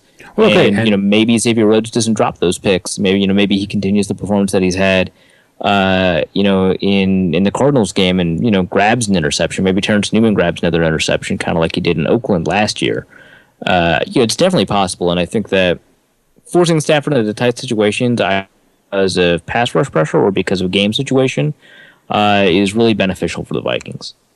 Well, in all those Thanksgiving games past, Stafford has had Megatron down the field waiting for him, and maybe the play calling was such that it allowed the possibility of a big Megatron catch, but potentially exacerbated some of Stafford's worst qualities. So here's my question for you. Golden Tate is pretty much the guy now that there's no Megatron. Who would you rather have covering Golden Tate? Rhodes, Newman, or both? I guess. So this is tough because I think Newman physically, despite his age, is a little bit more adept at dealing with the stuff that Golden Tate does, because, Rhodes and, obviously Waynes as well, have a little bit of an issue with agile receivers. We saw that, especially with everyone was talking about how well he did at the end of 2014, where he was playing at a Pro Bowl level. And one of the things that kind of gets lost in the conversation, and I do this too, I'm definitely guilty of it, is that we forget that he was matching up at the end of 2014 with a bunch of receivers that were definitely the kind of people he wants to match up against, like your Kelvin Benjamins and your Anquan Boldens and stuff like that. And against quicker receivers that year, like Julian Edelman, he was doing a pretty poor job. And Golden Tate is definitely in the mold of a quicker receiver than he is, an Alshon Jeffrey. And so from that perspective, I think Terrence Newman is a much better matchup despite his age. But from the perspective of the fact that you have to shut down after catch stuff, and that Golden Tate, I think, has broken more tackles than any other receiver in the NFL. And you want a receiver that can tackle well. Xavier Rhodes is a much better tackler, despite some of the recent misses he's had in the past couple of games, and then Terrence Newman, who's not bad at it, but from looking at it in terms of stopping screen passes and slants and those underneath passes from turning into big gains, Xavier Rhodes should be a better matchup. I think just the fact that Tate threw one up on Xavier Rhodes at the very end of overtime kind of breaks the tie for me. I think that I might rather have Terrence Newman on him, but I won't have anyone in the game. I guess if Anquan Bolden and Marvin Jones are better matchups for Xavier Rhodes, it kind of makes sense to have him shadow them, but still, it doesn't really feel right. I think that they should play sort of same-sided in this stuff, so left side, right side stuff, to just make everyone comfortable. What about Captain Munnerlin's role in all this? Yeah, I mean, Munnerlin has been playing extreme. I'm glad that he's healthy. His ability to shut down Anquan Bolden in the slot is going to be tested a lot, kind of like it was last game. He played really well, if I recall correctly, in that last game, so it wasn't that big of a problem. But they might shift matchups just to target him. Who knows, right? Because Captain Munnerlin has been playing a lot better than people expected, so maybe they take Anquan Bolden out of the slot and put Golden Tate in there just to take advantage of some slot matchups that they have. But I think the problem for Munnerlin is going to be against a physical player like Bolden, or they might find a way to put Eric Eblon on him, and that would be a relatively bad matchup. But yeah, I guess because Munnerlin has been playing well this year, it's just not something I'm worried about. But it's definitely something to pay attention to because they do like to run some of those pick plays and some of those bunch plays where you get a bunch of yak afterwards with blocking from receivers out of the slot. So he's going to be pretty critical. But I think the fact that Golden Tate is just the engine of that passing offense makes the question of Xavier Rhodes' return all the more interesting.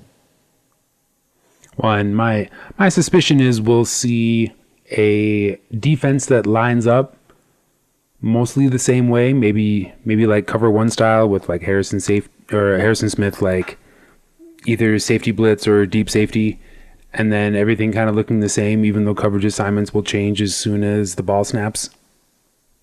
Yeah, no, I wouldn't be surprised if they prepped a relatively exotic defense. I mean, the Zimmer defense has been really, I don't want to say adaptable, although it has, but it's just not the word I'm looking for right now. It's been really, even flexible is kind of the wrong word. Just like it's been really variable over the course of the last 3 seasons because the coverage assignments very often not predictable because the rules that determine the coverage assignments will change like every 4 weeks. I think obfuscated might be the word you're looking for.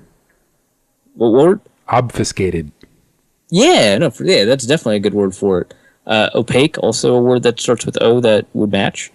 Yeah, it's really difficult to figure out the Vikings defense, and I wouldn't be surprised if they change the coverage rules for this game just because they've already played the Detroit Lions.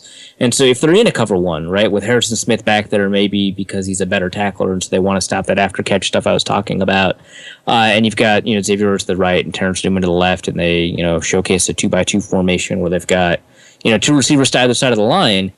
On one play, those receivers running those routes to the outside will be picked up by those outside cornerbacks with Andrew Sendejo and Captain Munnerlin picking up the inside cornerbacks, kind of like a normal cover 1.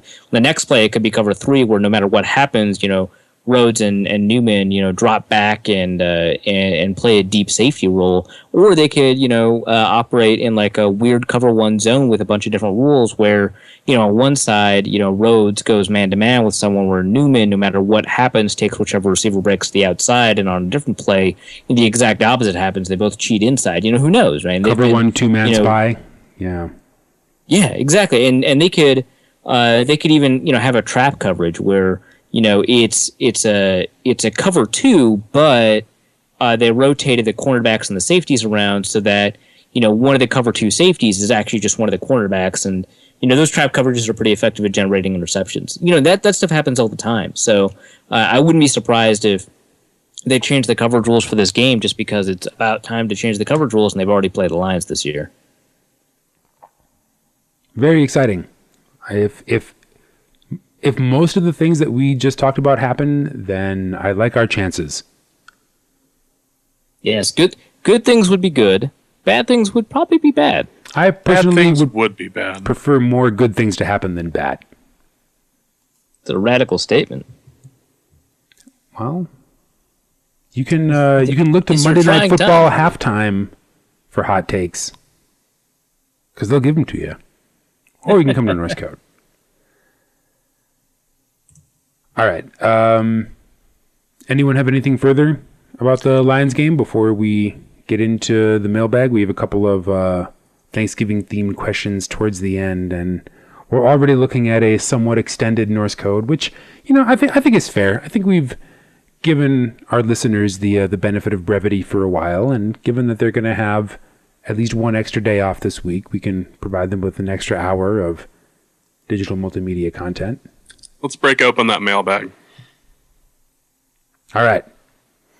Caleb Arndt, at Caleb Arndt on Twitter, Who is the team most likely to re-sign? Flash or Adam, and I'm doing air quotes here, Wheelin' and Dealin' Thielen?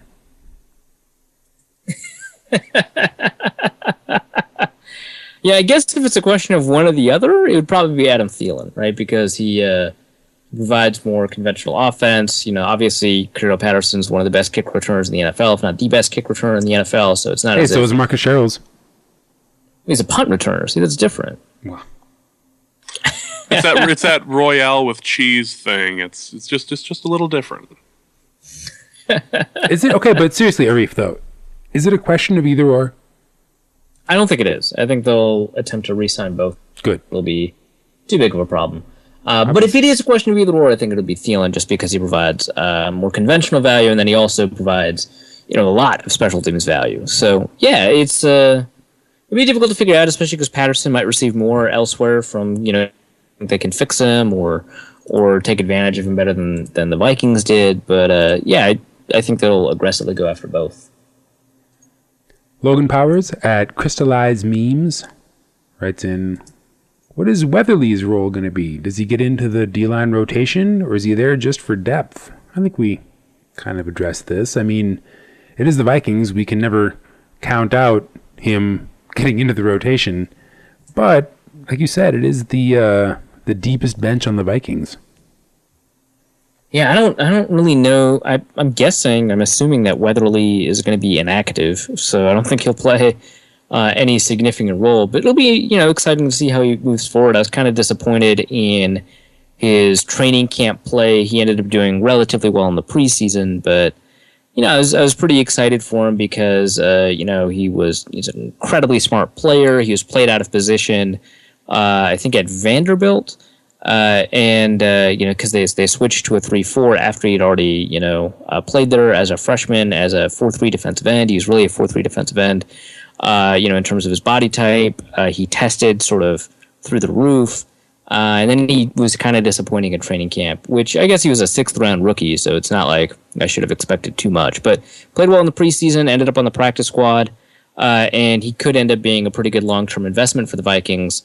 But, I don't if that means anything in the short term. I would totally expect Justin Tratto to be active and to play as the 4th defensive end as well as the special teams guy that he has been.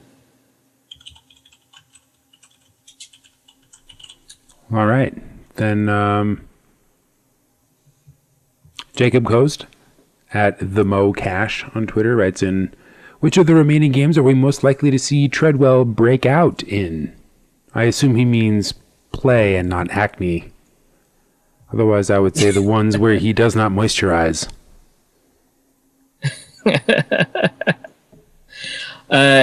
Yeah. I don't know. Maybe was it week 16 that they're playing the Packers? Maybe that one. Okay, so better question: are we probably not going to see Treadwell have any kind of breakout performance this year? Yeah, I guess I just is likely. I mean, the Vikings were giving, or they gave more snaps to Charles Johnson a couple weeks ago. They took those away again, but they still gave him some playing time, and so it's kind of difficult to imagine them continuing to give snaps to Charles Johnson, but they keep doing it over Laquan Treadwell despite his relatively consistent underperformance. And I just don't know what the argument is. Charles Johnson might just be this amazing practice player. Who knows? Well, at this point, you got to think that there's something the coaching staff is either seeing or not seeing in Treadwell that makes him not ready for prime time, that is not readily visible to people who, I guess, don't see him practice. Oh, Arif and I were pretty convinced earlier this season that Charlie Johnson had incriminating photographs of Zimmer, and that's why he kept on not only getting starts but kept on getting targets. I mean, yeah, who knows? Could be it. At this point during this season, anything is possible. Right. I mean, not anything. The Vikings having a good offensive line is functionally not possible.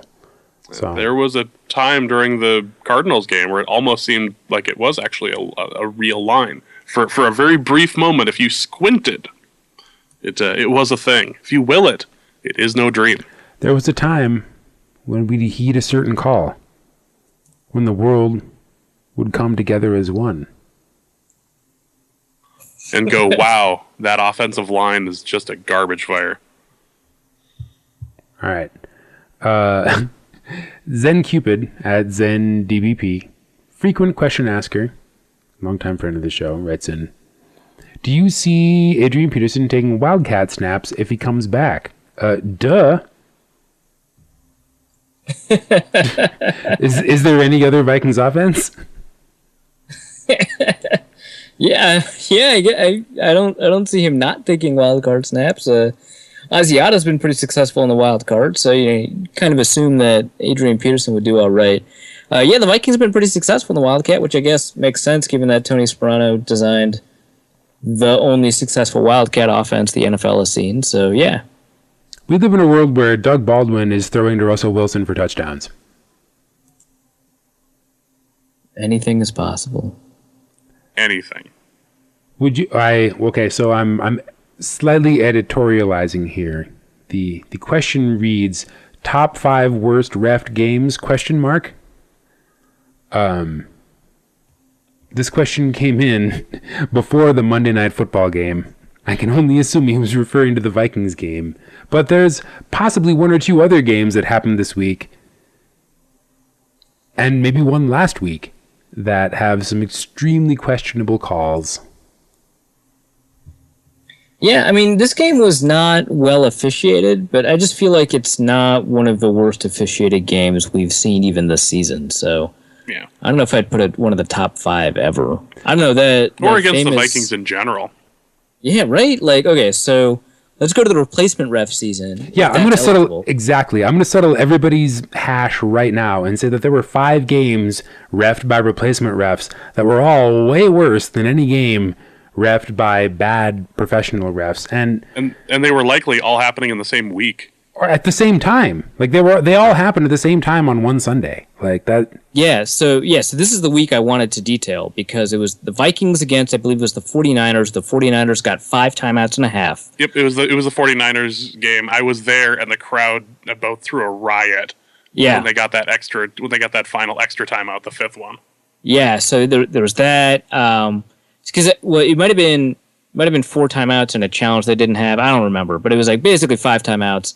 And in that game, there was also, I think Toby Gerhart was called for a fumble after he let go of the ball because the play had been whistled dead.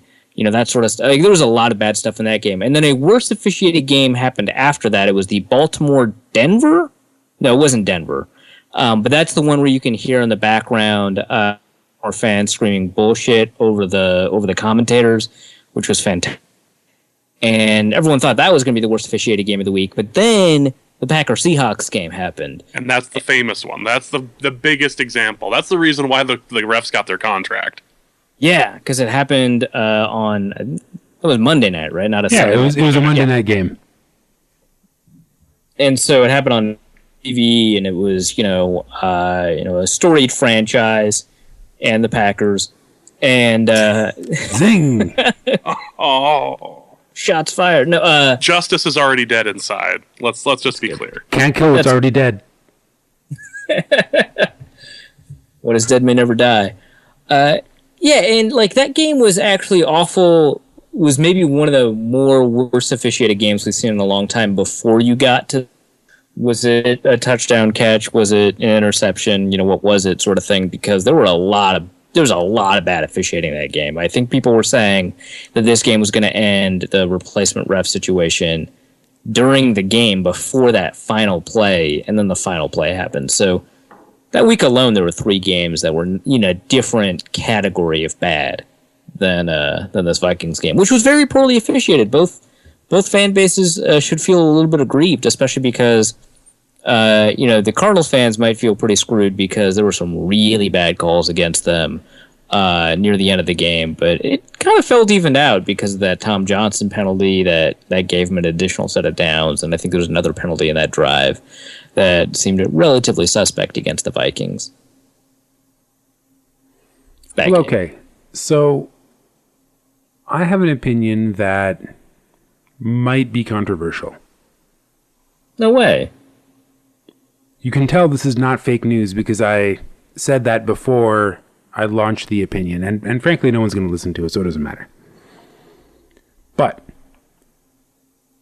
I think there's a lot of so the bad officiating from the replacement refs is one thing, but the last week or so we've seen some pretty rough officiating, and the calls have been renewed for lasers and cameras. I mean, ESPN has a pylon cam, but the NFL doesn't use it in terms of reviewing what is and is not a touchdown. Well, so I was curious about it. So I guess they do use it in ESPN games because ESPN pays for the pylon cam, not the NFL. So it only occurs in Monday Night Football, and so they only use it during Monday Night Football. What the hell? That's not fair. No. Okay, so what's funny to me is that MLB, PitchFX, and FieldFX are the names for the setups of cameras, and there's probably 20 to 30 cameras for each setup. The PitchFX system is what gives you the trail of the pitch and its speed as it hits the catcher's glove. That's all done by cameras. FieldFX cameras that can show you the path of the ball as it lands in a fielder's glove or doesn't or whatever. It can show you the speed of the ball as it leaves, etc., etc. Lots of really detailed information about individual iterations of a sports act that don't necessarily mean that much in the context of a season. You're talking about 162 regular season games, hundreds and hundreds of hits and fielding plays, and every single one is recorded on camera. And mostly for the benefit of next gen stats nerds. There aren't that many opportunities for bungled calls in MLB other than plays at bases. And they've started to incorporate cameras and slow-mo instant replay and the big hood and everything for contested plays, and they've started to incorporate coaches' challenges, etc., etc. That's all fine and good. But what drives me crazy is that the NFL has a much lower total number of meaningful plays in one season. Every team only plays 17 games, and there's only 80 plays, 100 plays that go into 120 plays if you count offensive plays for both teams. But yeah, okay, so 120 plays that go into one NFL game, and there's this bizarre resistance against having even cameras at the pylons, which are supposedly so important. Apparently now, you don't even have to have the ball in your hands as you're falling into the end zone. As long as it's in your hands as you're floating across the plane, that's good enough. And who knows where the plane is? What if ESPN isn't helping you officiate that game with their pylon cams? There's got to be a way that we can incorporate more cameras into the NFL, because the outcomes of the plays that could be determined by them are significantly more important for all the teams involved, all the fans involved, and all the gamblers involved. Not that that's necessarily the first reason. And it's kind of annoying that a sport with the lowest number of significant incidents per game has the most advanced tracking methods for each play in those games. And if the NFL could overcome its objection to too perfect sports analysis, then maybe not only we could get better officiated games, but we could also get the kind of airtime and ball tracking statistics and even player movement tracking statistics that baseball already has, but is already kind of getting bored with. I don't really have much to add, especially because it was kind of long and meandering. But yeah, the impact of officiating is bigger for the NFL because the amount of plays that possibly impact the outcome of the game are proportionally more, obviously numerically less, proportionally a larger part of NFL games. A lot of people are pretty resistant to this also because they think that this will slow the game down, and I'm not so sure it will because a lot of the potential fixes would speed up reviews. Right, so if you had cameras everywhere, you could instantly select which camera would give you the best possible view, as opposed to trying to figure out based off of a really bad angle. You wouldn't even have to select the camera. You could look at the... You just have a person do it. Just have a different official select the views for the replay initially, and then, if that isn't good enough, the ref can toggle between the traditional cameras. Why gotta have chains? Why can't you use a laser? People were using lasers on Brock Osweiler all night. Why can't you use one to determine first down? Also, the NFL should... actually, there's nothing the NFL can do, so that sucks. Okay, so I was thinking about that. Maybe, like, Mexican stadium security isn't, I guess, NFL approved? Well, but also think about this, though. The stadium is, like, almost 3 times as... It's over twice as big in the general seating area than most stadiums. So, like, most stadiums will seat 64,000 to 70,000 in the NFL, and a lot of those are, like, box seats and stuff like that, where you get a little bit of a better treatment from security, and you don't have to, like, go through the pleb security line and stuff like that. And there's like 55,000 general seating areas. Some stadiums much lower. Like, so for the old Jaguar Stadium, for example, it only had like 30,000 general seating. That's true. This was like 78,000 and wasn't even full. Yeah, right, because the stadium holds 110,000. So, you have to consider that too. That it's more difficult to cover like twice as many people by a proportion that's probably larger than twice as much. Well, it just makes me wonder, like, the NFL is so strict about you can only bring in a clear purse. Like, everything has to be see-through. You have to check all your bags on entry. I wonder if the security procedure was softer. Because well, it might have been, but also maybe that person just put the laser pointer in their underwear. But you never see that at NFL games, or do you? Like, well, there was an instance, Kyle Orton had to deal with this at Ford Field, a Lions fan, was shining a high-powered laser pointer in his eyes during the game. Okay, what, Kyle Orton at Ford's Field, what was that, 5 years ago? Has there been one incident since then? No. Well, I don't know. Maybe it's just proof that we shouldn't take the NFL out of the country. How very close-minded of you. No, I don't know. This is why we can't have nice things in other countries. Yeah, it's probably significant that the only game that this has happened in the last 5 years occurred out of the country, but I don't know what you can do about it. Well, it's not like the NFL is not going to have games out of the country, so we're probably going to have a game in China soon. Probably did a terrible job of framing this, but I think it's a testament to the NFL security procedures that we don't see more, laser light in a quarterback's eyes incidents or laser light in anyone's eyes incidents, because those are, I made a joke about bettors half a story ago, but there's guys that have a lot of money riding on these games. The real test is going to be this next, because now everybody knows about the high-powered laser pointers, and they've just been reminded of them. Oh, really? This is what reminded them that, like... Yeah, yes. I realize it's been 10 years since you've been in high school, but I promise you, every high school kid still knows that laser pointers are a thing. No, I know that. It's not as if you'd be like, hey, so laser pointers exist. And be like, oh my God, you blew my mind. That's not what I'm saying. I'm saying that they've been reminded of the possibility that you can screw with an NFL game. The trolls were reminded that the tool exists to mess with people. More of it might have been in the back of their head, and now it's just brought back to the forefront. Right. To use a gruesome example, people always knew that they had the capability, physically speaking, of being able to commit murder, but copycat crime still occurred, Dusty. Ach du lieber, so ein Grausam.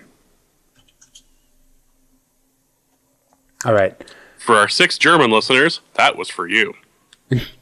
Rob at underscore Rob at Rob 2_1 writes in, how does the defense compare to other top defenses, specifically Seattle? I mean, when the Vikings defense is playing like it did against the Cardinals, it might be the best defense in the league. That includes Seattle, whose defense has improved over the past couple of games. It seems like that to me anyway. But overall, like, it's just too inconsistent to like consider it, the top 3 defense. Like, so Seattle has a very good defense. Philadelphia has a very good defense. Obviously, Denver has a very good defense. Baltimore, no one's really talking about their defense. It's also very good. And then the defense they just played, Arizona, also very good defense. Those are all probably better defenses than the Vikings right now, just because of how inconsistent, the Vikings have been. So that sort of variance creates a lot of problem in terms of evaluating that defense. I don't know, man. When it's at its best, I think it's probably the best defense in the NFL because, it has the ability to create those turnovers and limit, passing yards. I mean, like, the quarterback pass rating against the Vikings the first 5 games of the season was, like, absurdly bad. And that included, Eli Manning, I think, and Aaron Rodgers. It included, like, pretty good quarterbacks. And they were throwing for some abysmal passer ratings against the Vikings. Or adjusted net yards per attempt or whatever better passing statistic you have. But I think, given how inconsistent they've been, at some levels, plus, their inability to prevent penalty yards from hurting them, I would say that the Vikings are kind of on the outside looking in when it comes to, the word elite and their defense, but they're kind of touching it. So, yeah, there's a couple of defenses that are better, but the Vikings defense is close to elite. If it's consistent, it's the best. I mean, Seattle has Cam Chancellor and Richard Sherman, but Xavier Rhodes has managed to hold quarterbacks passing to targets covered by him to like a 39 QBR. ESPN QBR or like passer rating? ESPN QBR. Oh, okay. And I mean, that's pretty good. Yeah, that's pretty good. And Xavier Rhodes held Carson Palmer to a 0 QBR against players he was defending, which, one, not a comprehensive measure, but, we've got guys that when they're not being sidelined by their own, brief incompetency or the ref's incompetency, can have either phenomenal, like, league-leading games or just be middle of the pack. And, yeah, like you said, there are a couple of defenses out there that have somewhat better consistency. I mean, I like Denver against the pass. I like Seattle against the pass. But I would take the Vikings against the run or as pass protection every day of the week and twice on Sunday against either of the defenses of those two teams. If you say so.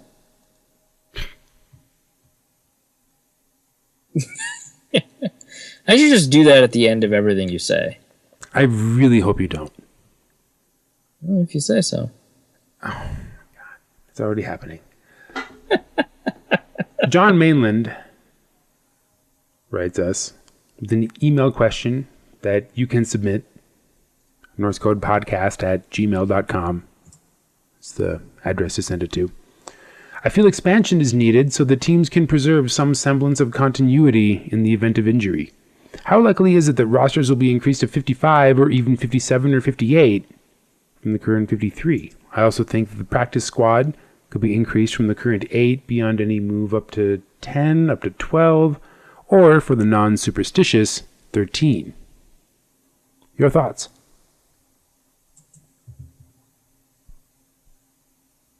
Sorry, I didn't hear you. At all? Didn't they? No, at all. Like, you started reading and it just... nothing. It must have been on your side. I was actually able to hear the whole thing. It was the question about the. Hold on. Let's just recut it. Yeah. Okay. Okay. John Mainland writes us by email. I feel expansion is needed so that teams can preserve some semblance of continuity in the event of injury. How likely is it that rosters will be increased to 55 or even 57 or 58 from the current 53? I also think the practice squad could be increased from the current 8, beyond any move, to 10, up to 12, or for the non-superstitious, even 13. Your thoughts, Arif? Yeah, no, I think that's a great idea. You know, a lot of people talk about expanding NFL rosters and stuff like that, and so it's not as if this is like a completely, you know, new idea or anything like that. But I think it's like been time for them to expand rosters. The last time they expanded the rosters, I believe, was in the 1990s, and I don't think that caused any problems. The NFL has the money. Obviously, they'd have to like tweak the salary cap. And increase it by sort of a non-trivial amount because you have to. It's probably above, even though you likely pay a lot of these players minimum salary because it's the very end of the roster. You probably want to increase the salary cap by a little bit more than like minimum salary times like 5 or whatever that roster expansion is.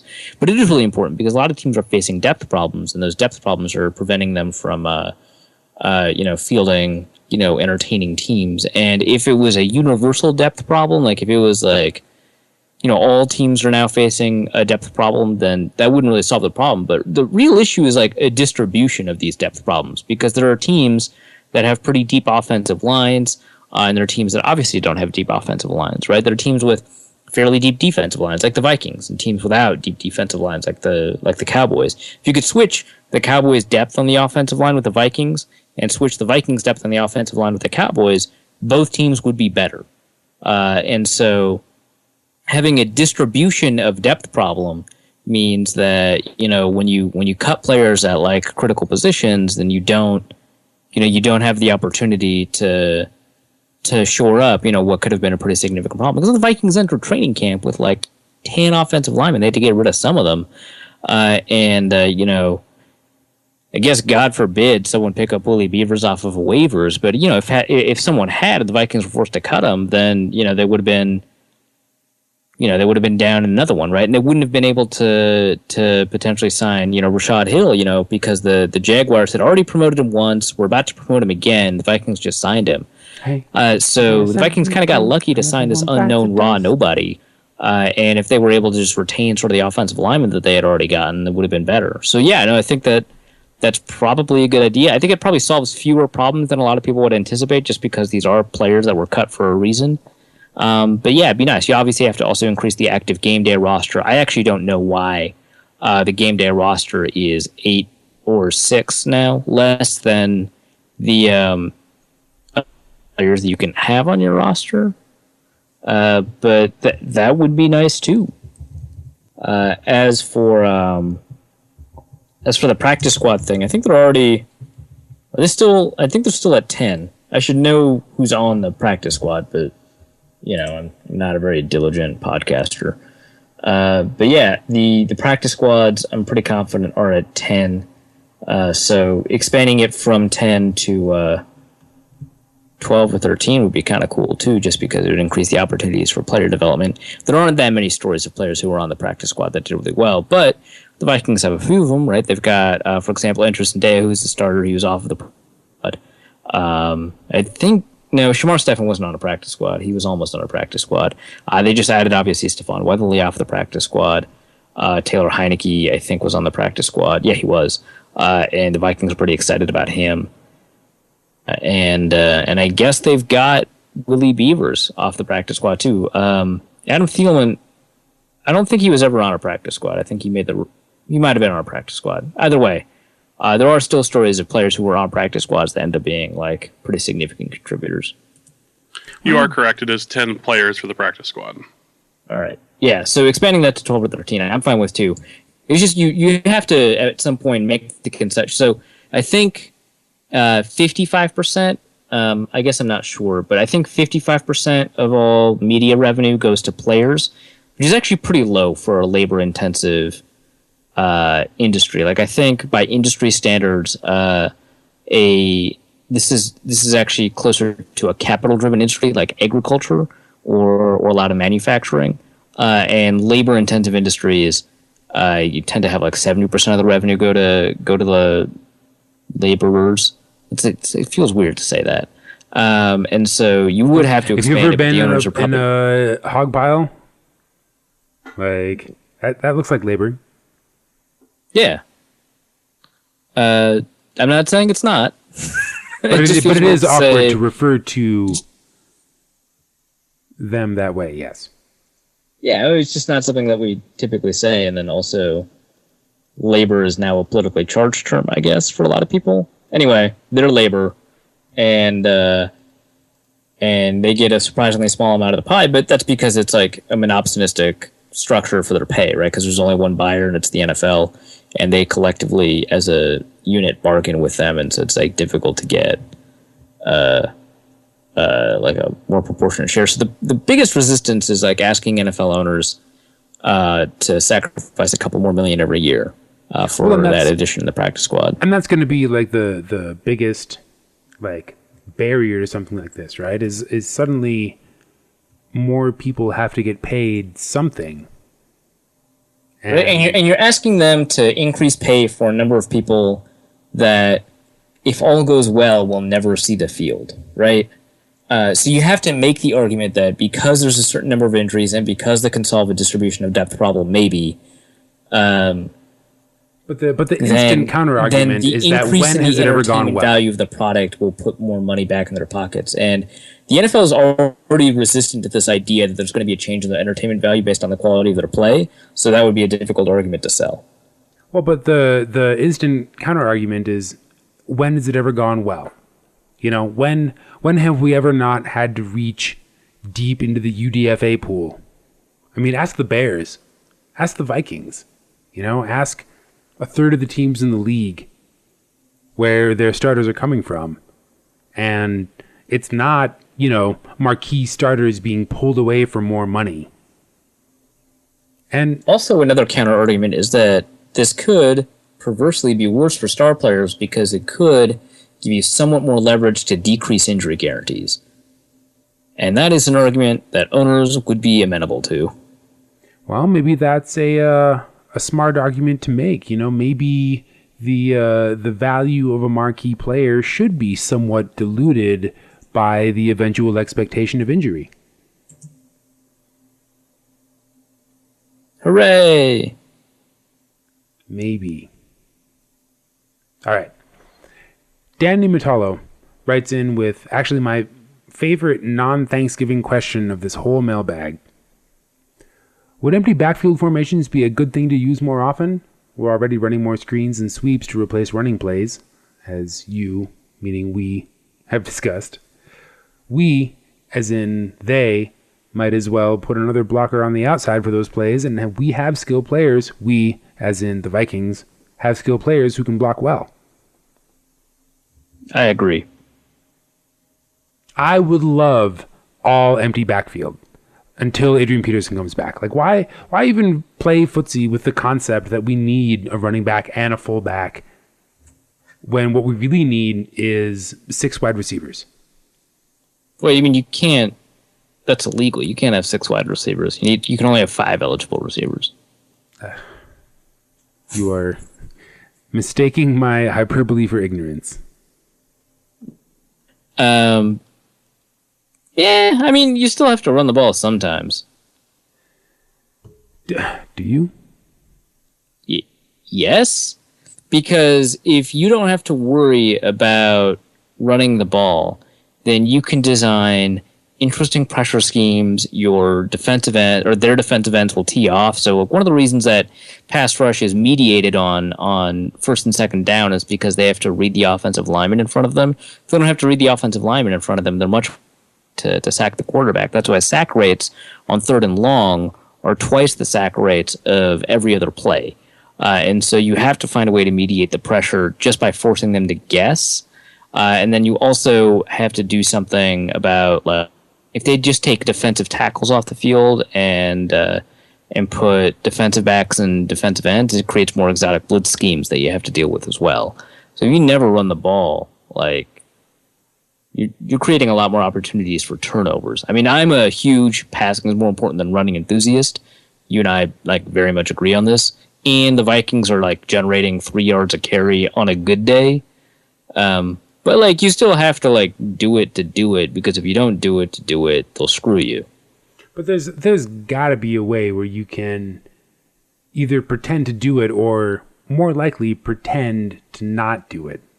Like send your fifth wide receiver across the line and then use him in pass protection or something. I mean, that just seems like I a would very much Vikings rather thing have to do. Jerick McKinnon in pass protection than Stephon Diggs. Heard. as I was saying it, I was like, actually, I thought about that's the sort. Well, what about Kyle Rudolph? Actually, you know what? No, never mind. All right. Never mind. Brian James writes in with a series of questions via email. Number 1, is Kai Forbath really Dobby the house elf? Does he look like Dobby the house elf? I actually don't even know what Kai Forbath looks like. I haven't seen Kai Forbath like try to steal any of the like candlesticks out of his patrons' homes, so I can't directly speak to that. That was a very guarded answer for a joke question. It was a guarded joke answer. 2, if Audi Cole can't get more playing time, can he grow a mustache and become the mascot? Yeah, I forgot about him. Why did they cut him instead of Ronnie Hillman? Thanks for reminding me that they could have cut him. Yeah. I mean, he's gotten rid of the acne, so, like, he's well on his way to becoming a respectable mascot. He looks kind of like Victor. I'm concerned that he'll end up looking like the mascot for the League of Legends team Unicorns of Love. Yeah, that's a common concern shown by Vikings fans. Well, there'll be a link in the show notes, and y'all can It says you. click and see why it's concerning. Quick question before we move on, since we mentioned the mascot thing. Did anyone else see the video that was put on Facebook and Twitter from the Vikings account involving something dropping from a tree onto the Cardinal? Yeah, I saw that.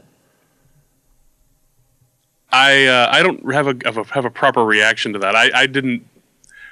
I assume that's supposed to be poo. Clearly, yes. I want to assume that, but I just. Well, I'm glad you said it.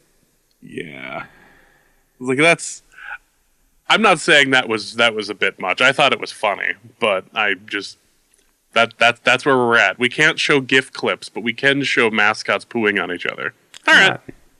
I just wanted to know where the line is. I'm not saying it's not funny. I just would like to see us do better. I think we as a fandom are more clever than that.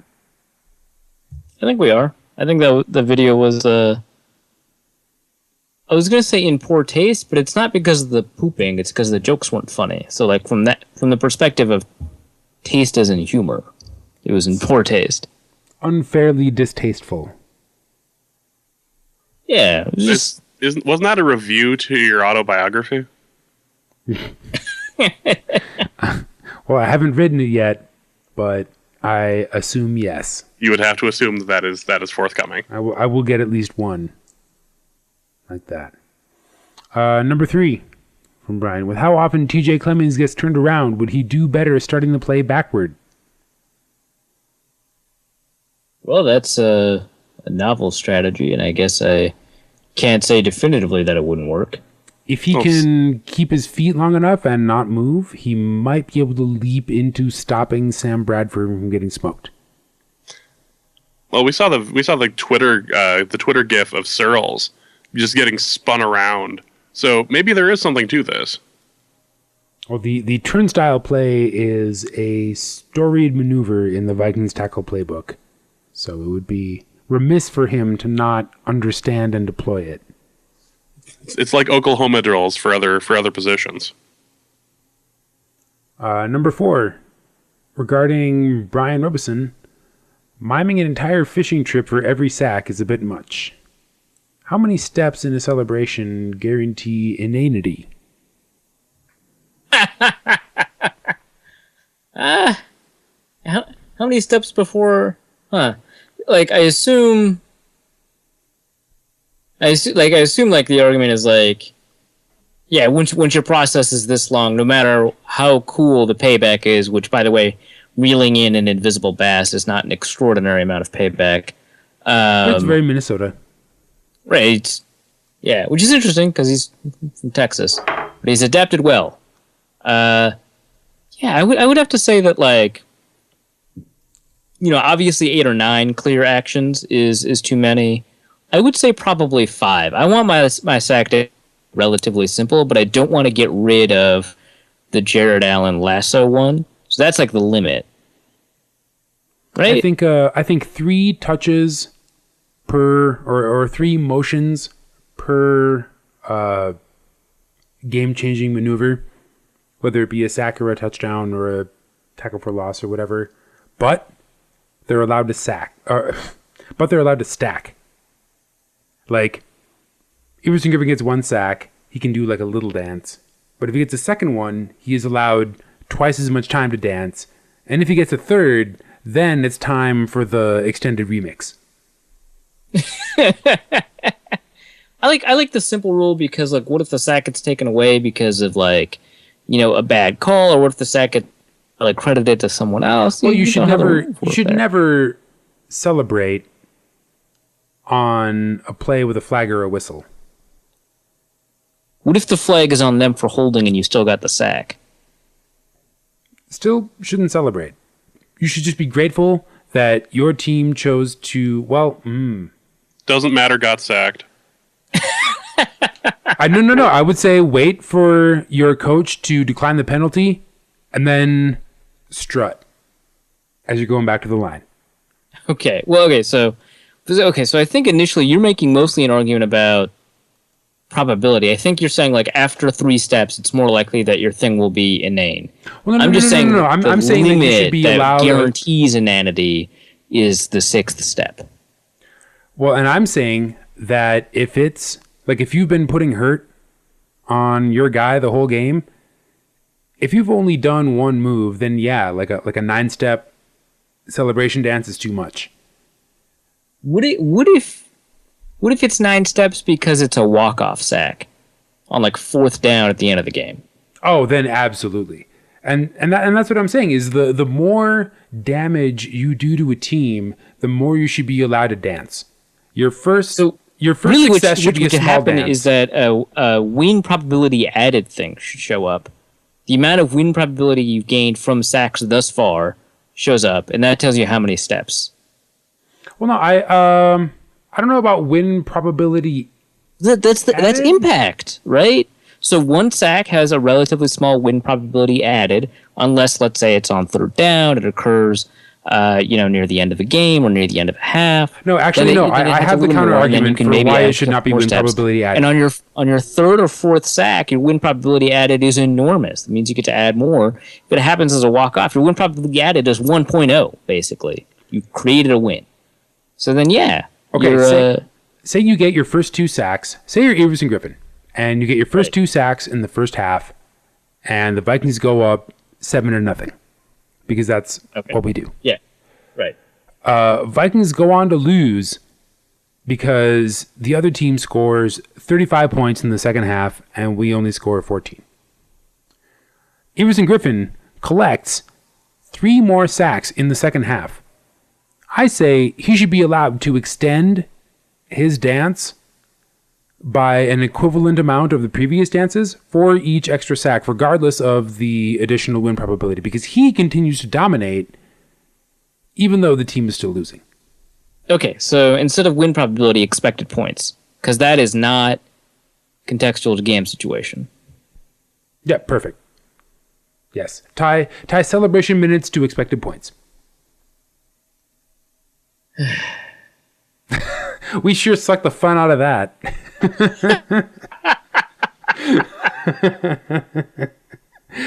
All right. Last non-Thanksgiving related question. Logan Reed writes in. He did better than you'd expect. Like Clemming, I think like the line of questioning is like pretty appropriate, given that like there wasn't that much pressure on Bradford and all that. And I did mention sort of earlier in the show that he was actually run blocking a lot better than I had expected.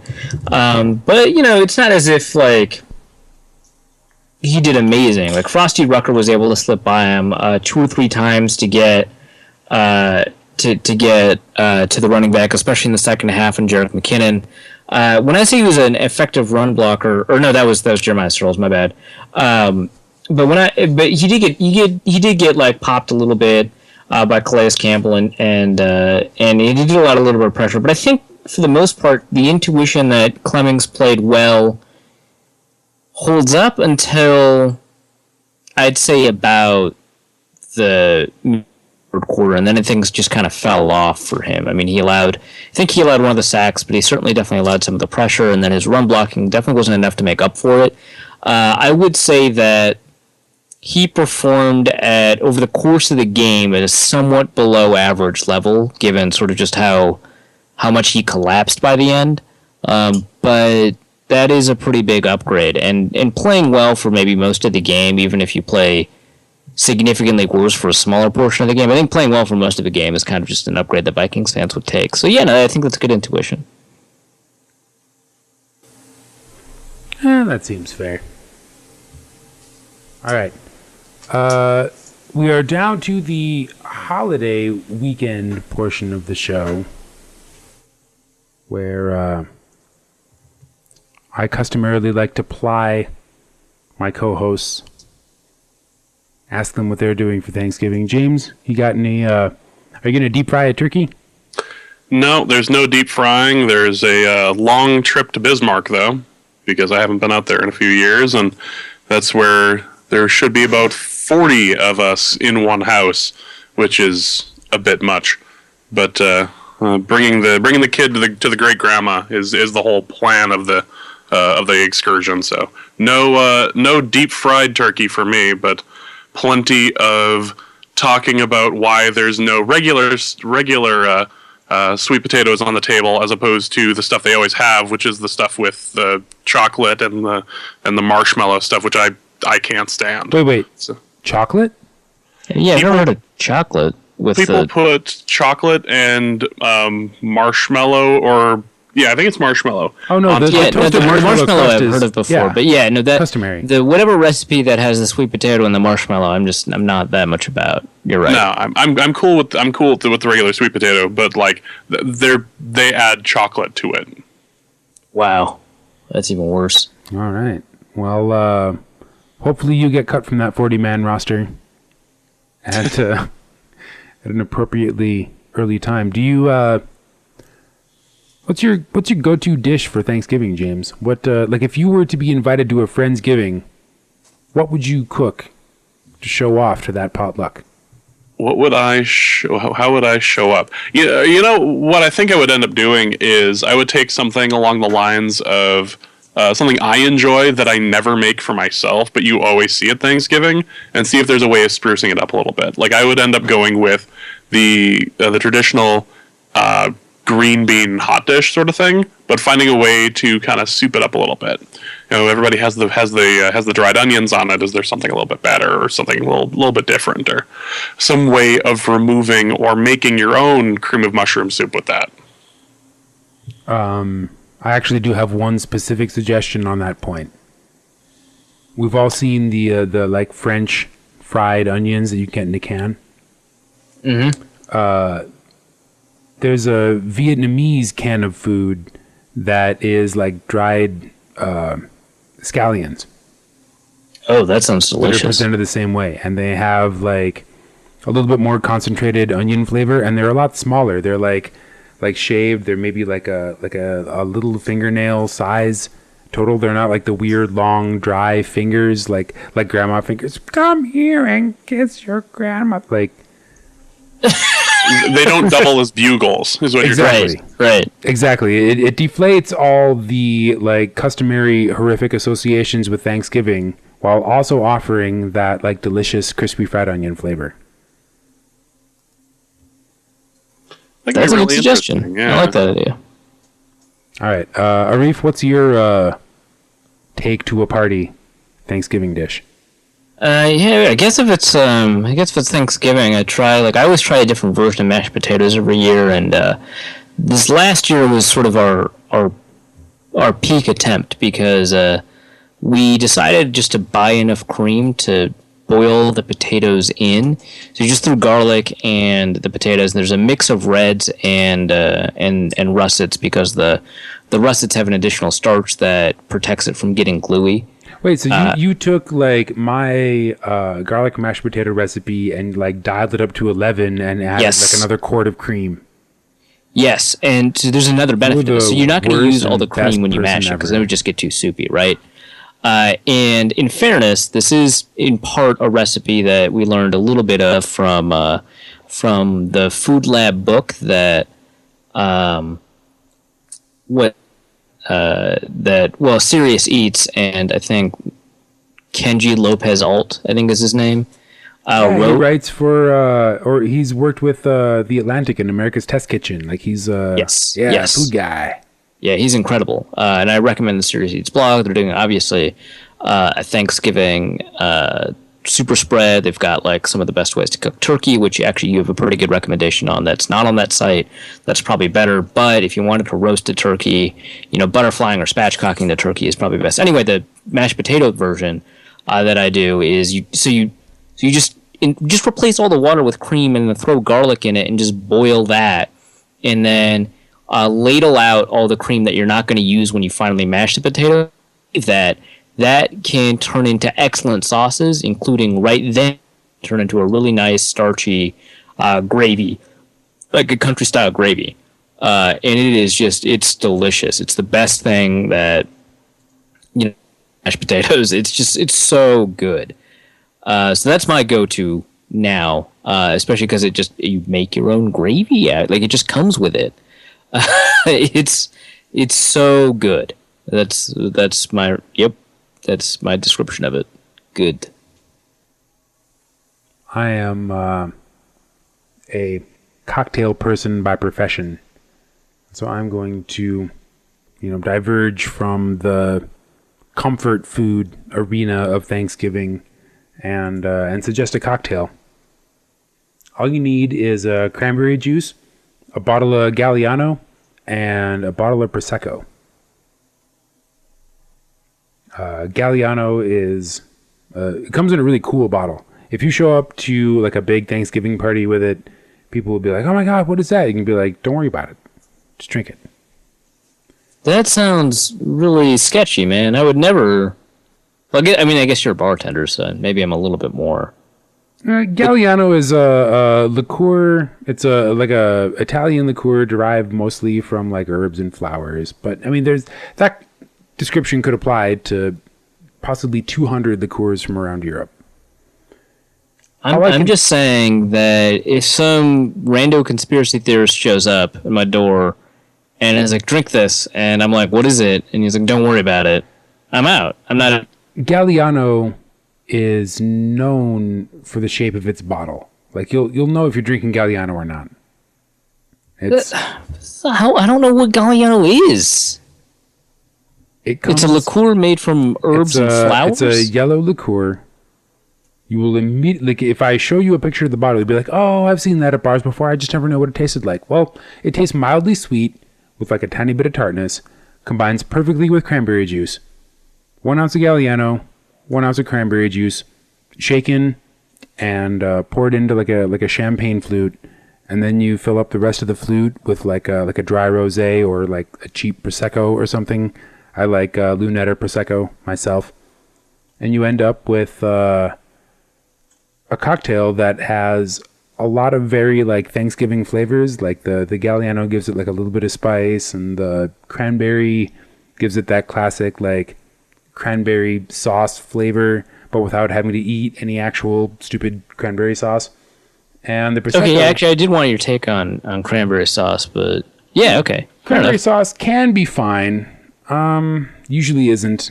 It's easy to make. So but that's kind of my take bother. too. I think that you can make some sort of cranberry topping. Yeah, instead of fucking trying to mess with cranberry sauce, pardon my French, just make a cocktail like this one with a little bit of cranberry juice in it, or you could make a Vixen punch, which I'll include the recipe in the show notes. It's basically like a rosemary infused cranberry juice with some vodka and orange juice and seltzer water, and then you can put that in a great big bowl and just like leave it out for people to serve. But if you're gonna do cranberry, I would prefer to have it in a libation rather than as some sort of like weird tacked on adjunct to a dinner. I'll provide proper recipes for both of these things in the show notes. Anyway, after my impassioned plight, we have a couple of Thanksgiving related questions in the mailbag. Dynasty Fife at Fife1919 writes us, "Do you like turkey? The country, not the food."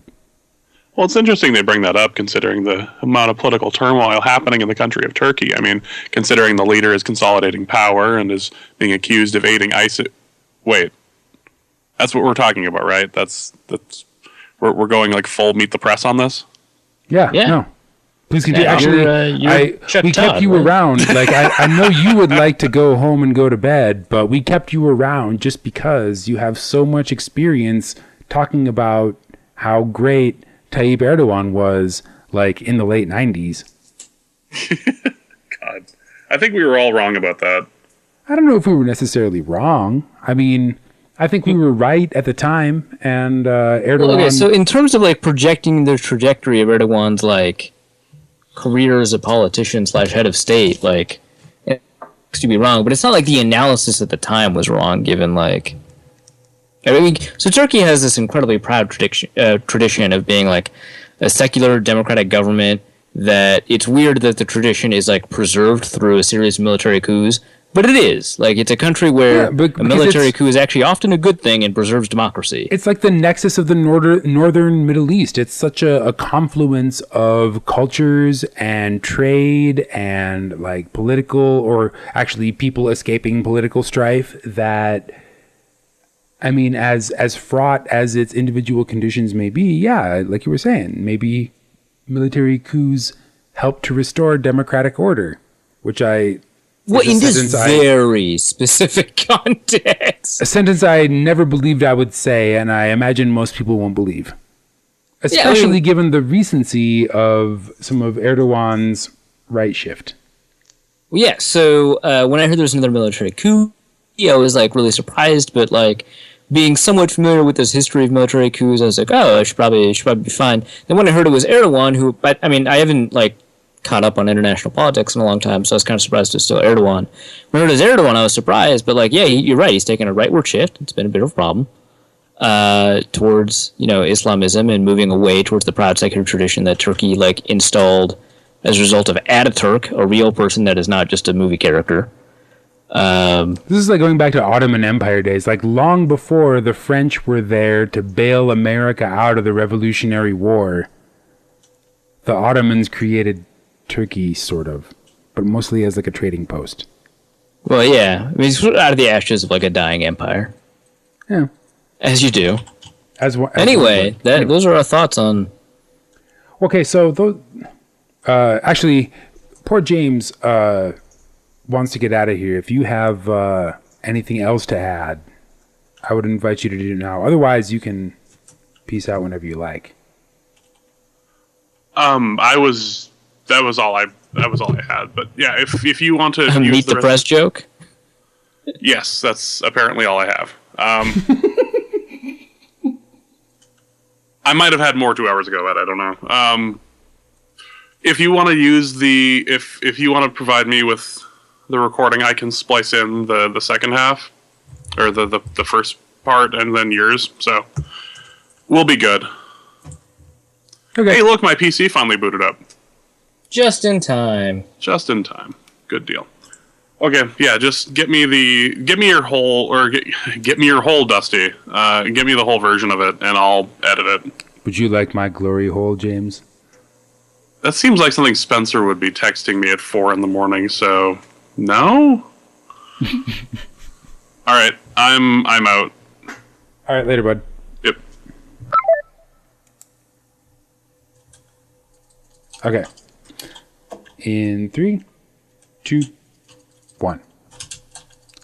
So I guess that sort of sidesteps the question of whether or not we like Turkey the country, because I mean, I hate America's politics, but I still like America. Well, and I gotta tell you, like, Turkey, much like Japan, much like America, I guess much like Britain, is having been like such a center of trade for so long, and such like a center of pluralism for so long, has incorporated a lot of cultures into its own food culture. And that is the kind of thing I can totally get down on. Plus, Turkey is in a part of the world where all my favorite foods grow. I mean, if you look at Turkish food culture, I mean, doner kebab, delicious. Global hit. Amazing. And Turkey has more flavors of doner kebab than functionally anywhere in the world, because they came from there, and every region around there has their own version. And you can say that about almost any dish. Turkey, home of baklava. That is hotly contested. As are many of the origins of the regional foods. Well, because it is so entrenched in other types of politics. I would say that Turkey is a home of baklava because they have a 1,000-year-old tradition of phyllo dough and access to honey and numerous nuts, including pistachios and walnuts, and native like figs and other amazing fruits that I enjoy, but those are less related to baklava. At any rate, if you wanted to make baklava from local ingredients, you could do it in Turkey. You can't do that in America. Unless you have like some sort of crazy like billionaire hydro garden where you're growing like nuts and figs and stuff. Yeah, like, there are places in the United States where there's like a Mediterranean atmosphere, right? I don't know. Well, not like cultural atmosphere, but like weather. I have yet to see a non-hydro baklava growing operation in America. But well, it's a very large country. Well, Turkey is a smallish country at the center of both a beautiful climate and a very ugly politics. Luckily, they have access to everything I like to eat. Cheese, yogurt, kebabs, flatbreads, pomegranates, figs. Everything good. Everything good. Nothing bad. Well, everything good is available in Turkey. Whether or not you can eat it, that's a different story. I don't know. I think I would like to believe that Turkey has such a long history of pluralism that they will be able to escape the diktat of their new supreme, newly right-wing leader. And if nothing else, the people will abide. They're used to chaos. The food will abide because it is a conglomeration of, food culture from around the world, or from around that part of the world, or from along trade routes that pass through that part of the world. And that'll keep bringing people together. All right, we've gone 90% of the way off the rails. We've even lost a producer. It's the mailbag section. We've lost our cypriot. That's all I had to say. Okay, Charlie Brown. Lights, please. Things are good for some people. They should be happy about that. Signed, Arif. well, things are good for some people. And if they're good for you, then the least you can do is share a little bit of that. And really, that's what Thanksgiving is all about. I was about to end this with a crude joke, but instead I'll just say that if you like Norse Code, you can check out our website at norsecodepodcast.com. You can also check out dailynorseman.com, the SB Nation site that hosts the entire Norse Code archive. You can find the stuff that Arif writes at 1500espn.com and or coldomaha.com and or the Daily Norseman and or a series of other sites. You mentioned the one article. Is there... I mean, I know it's a short week for most humans, but, you know, football never sleeps, especially on Thanksgiving. All right. No? Okay. Yeah, all right. Well, then be sure to check out our Facebook page, facebook.com/Daily Norseman. And if you feel like this show is worth your time to listen to, then we would appreciate it if you would throw us a couple bucks so we could keep it on the air. Patreon.com/Norse Code is the way to give us a recurring contribution every month. We suggest $3.50 because Tree Fitty keeps the Loch Ness Monster away. Otherwise, you can give us any amount you want at paypal.me/Norse Code. This has been episode 161 of Norse Code, the number one podcast for your Minnesota Vikings. We'll be back next week dissecting the unlikely or perhaps slightly likely victory against the Detroit Lions. And then potentially with a preview.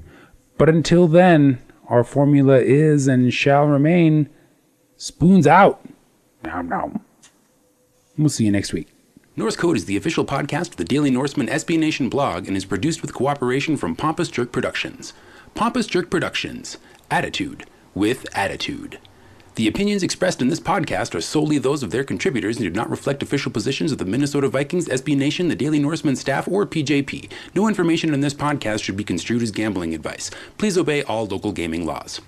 Our formula is this. We go out, we hit people in the mouth.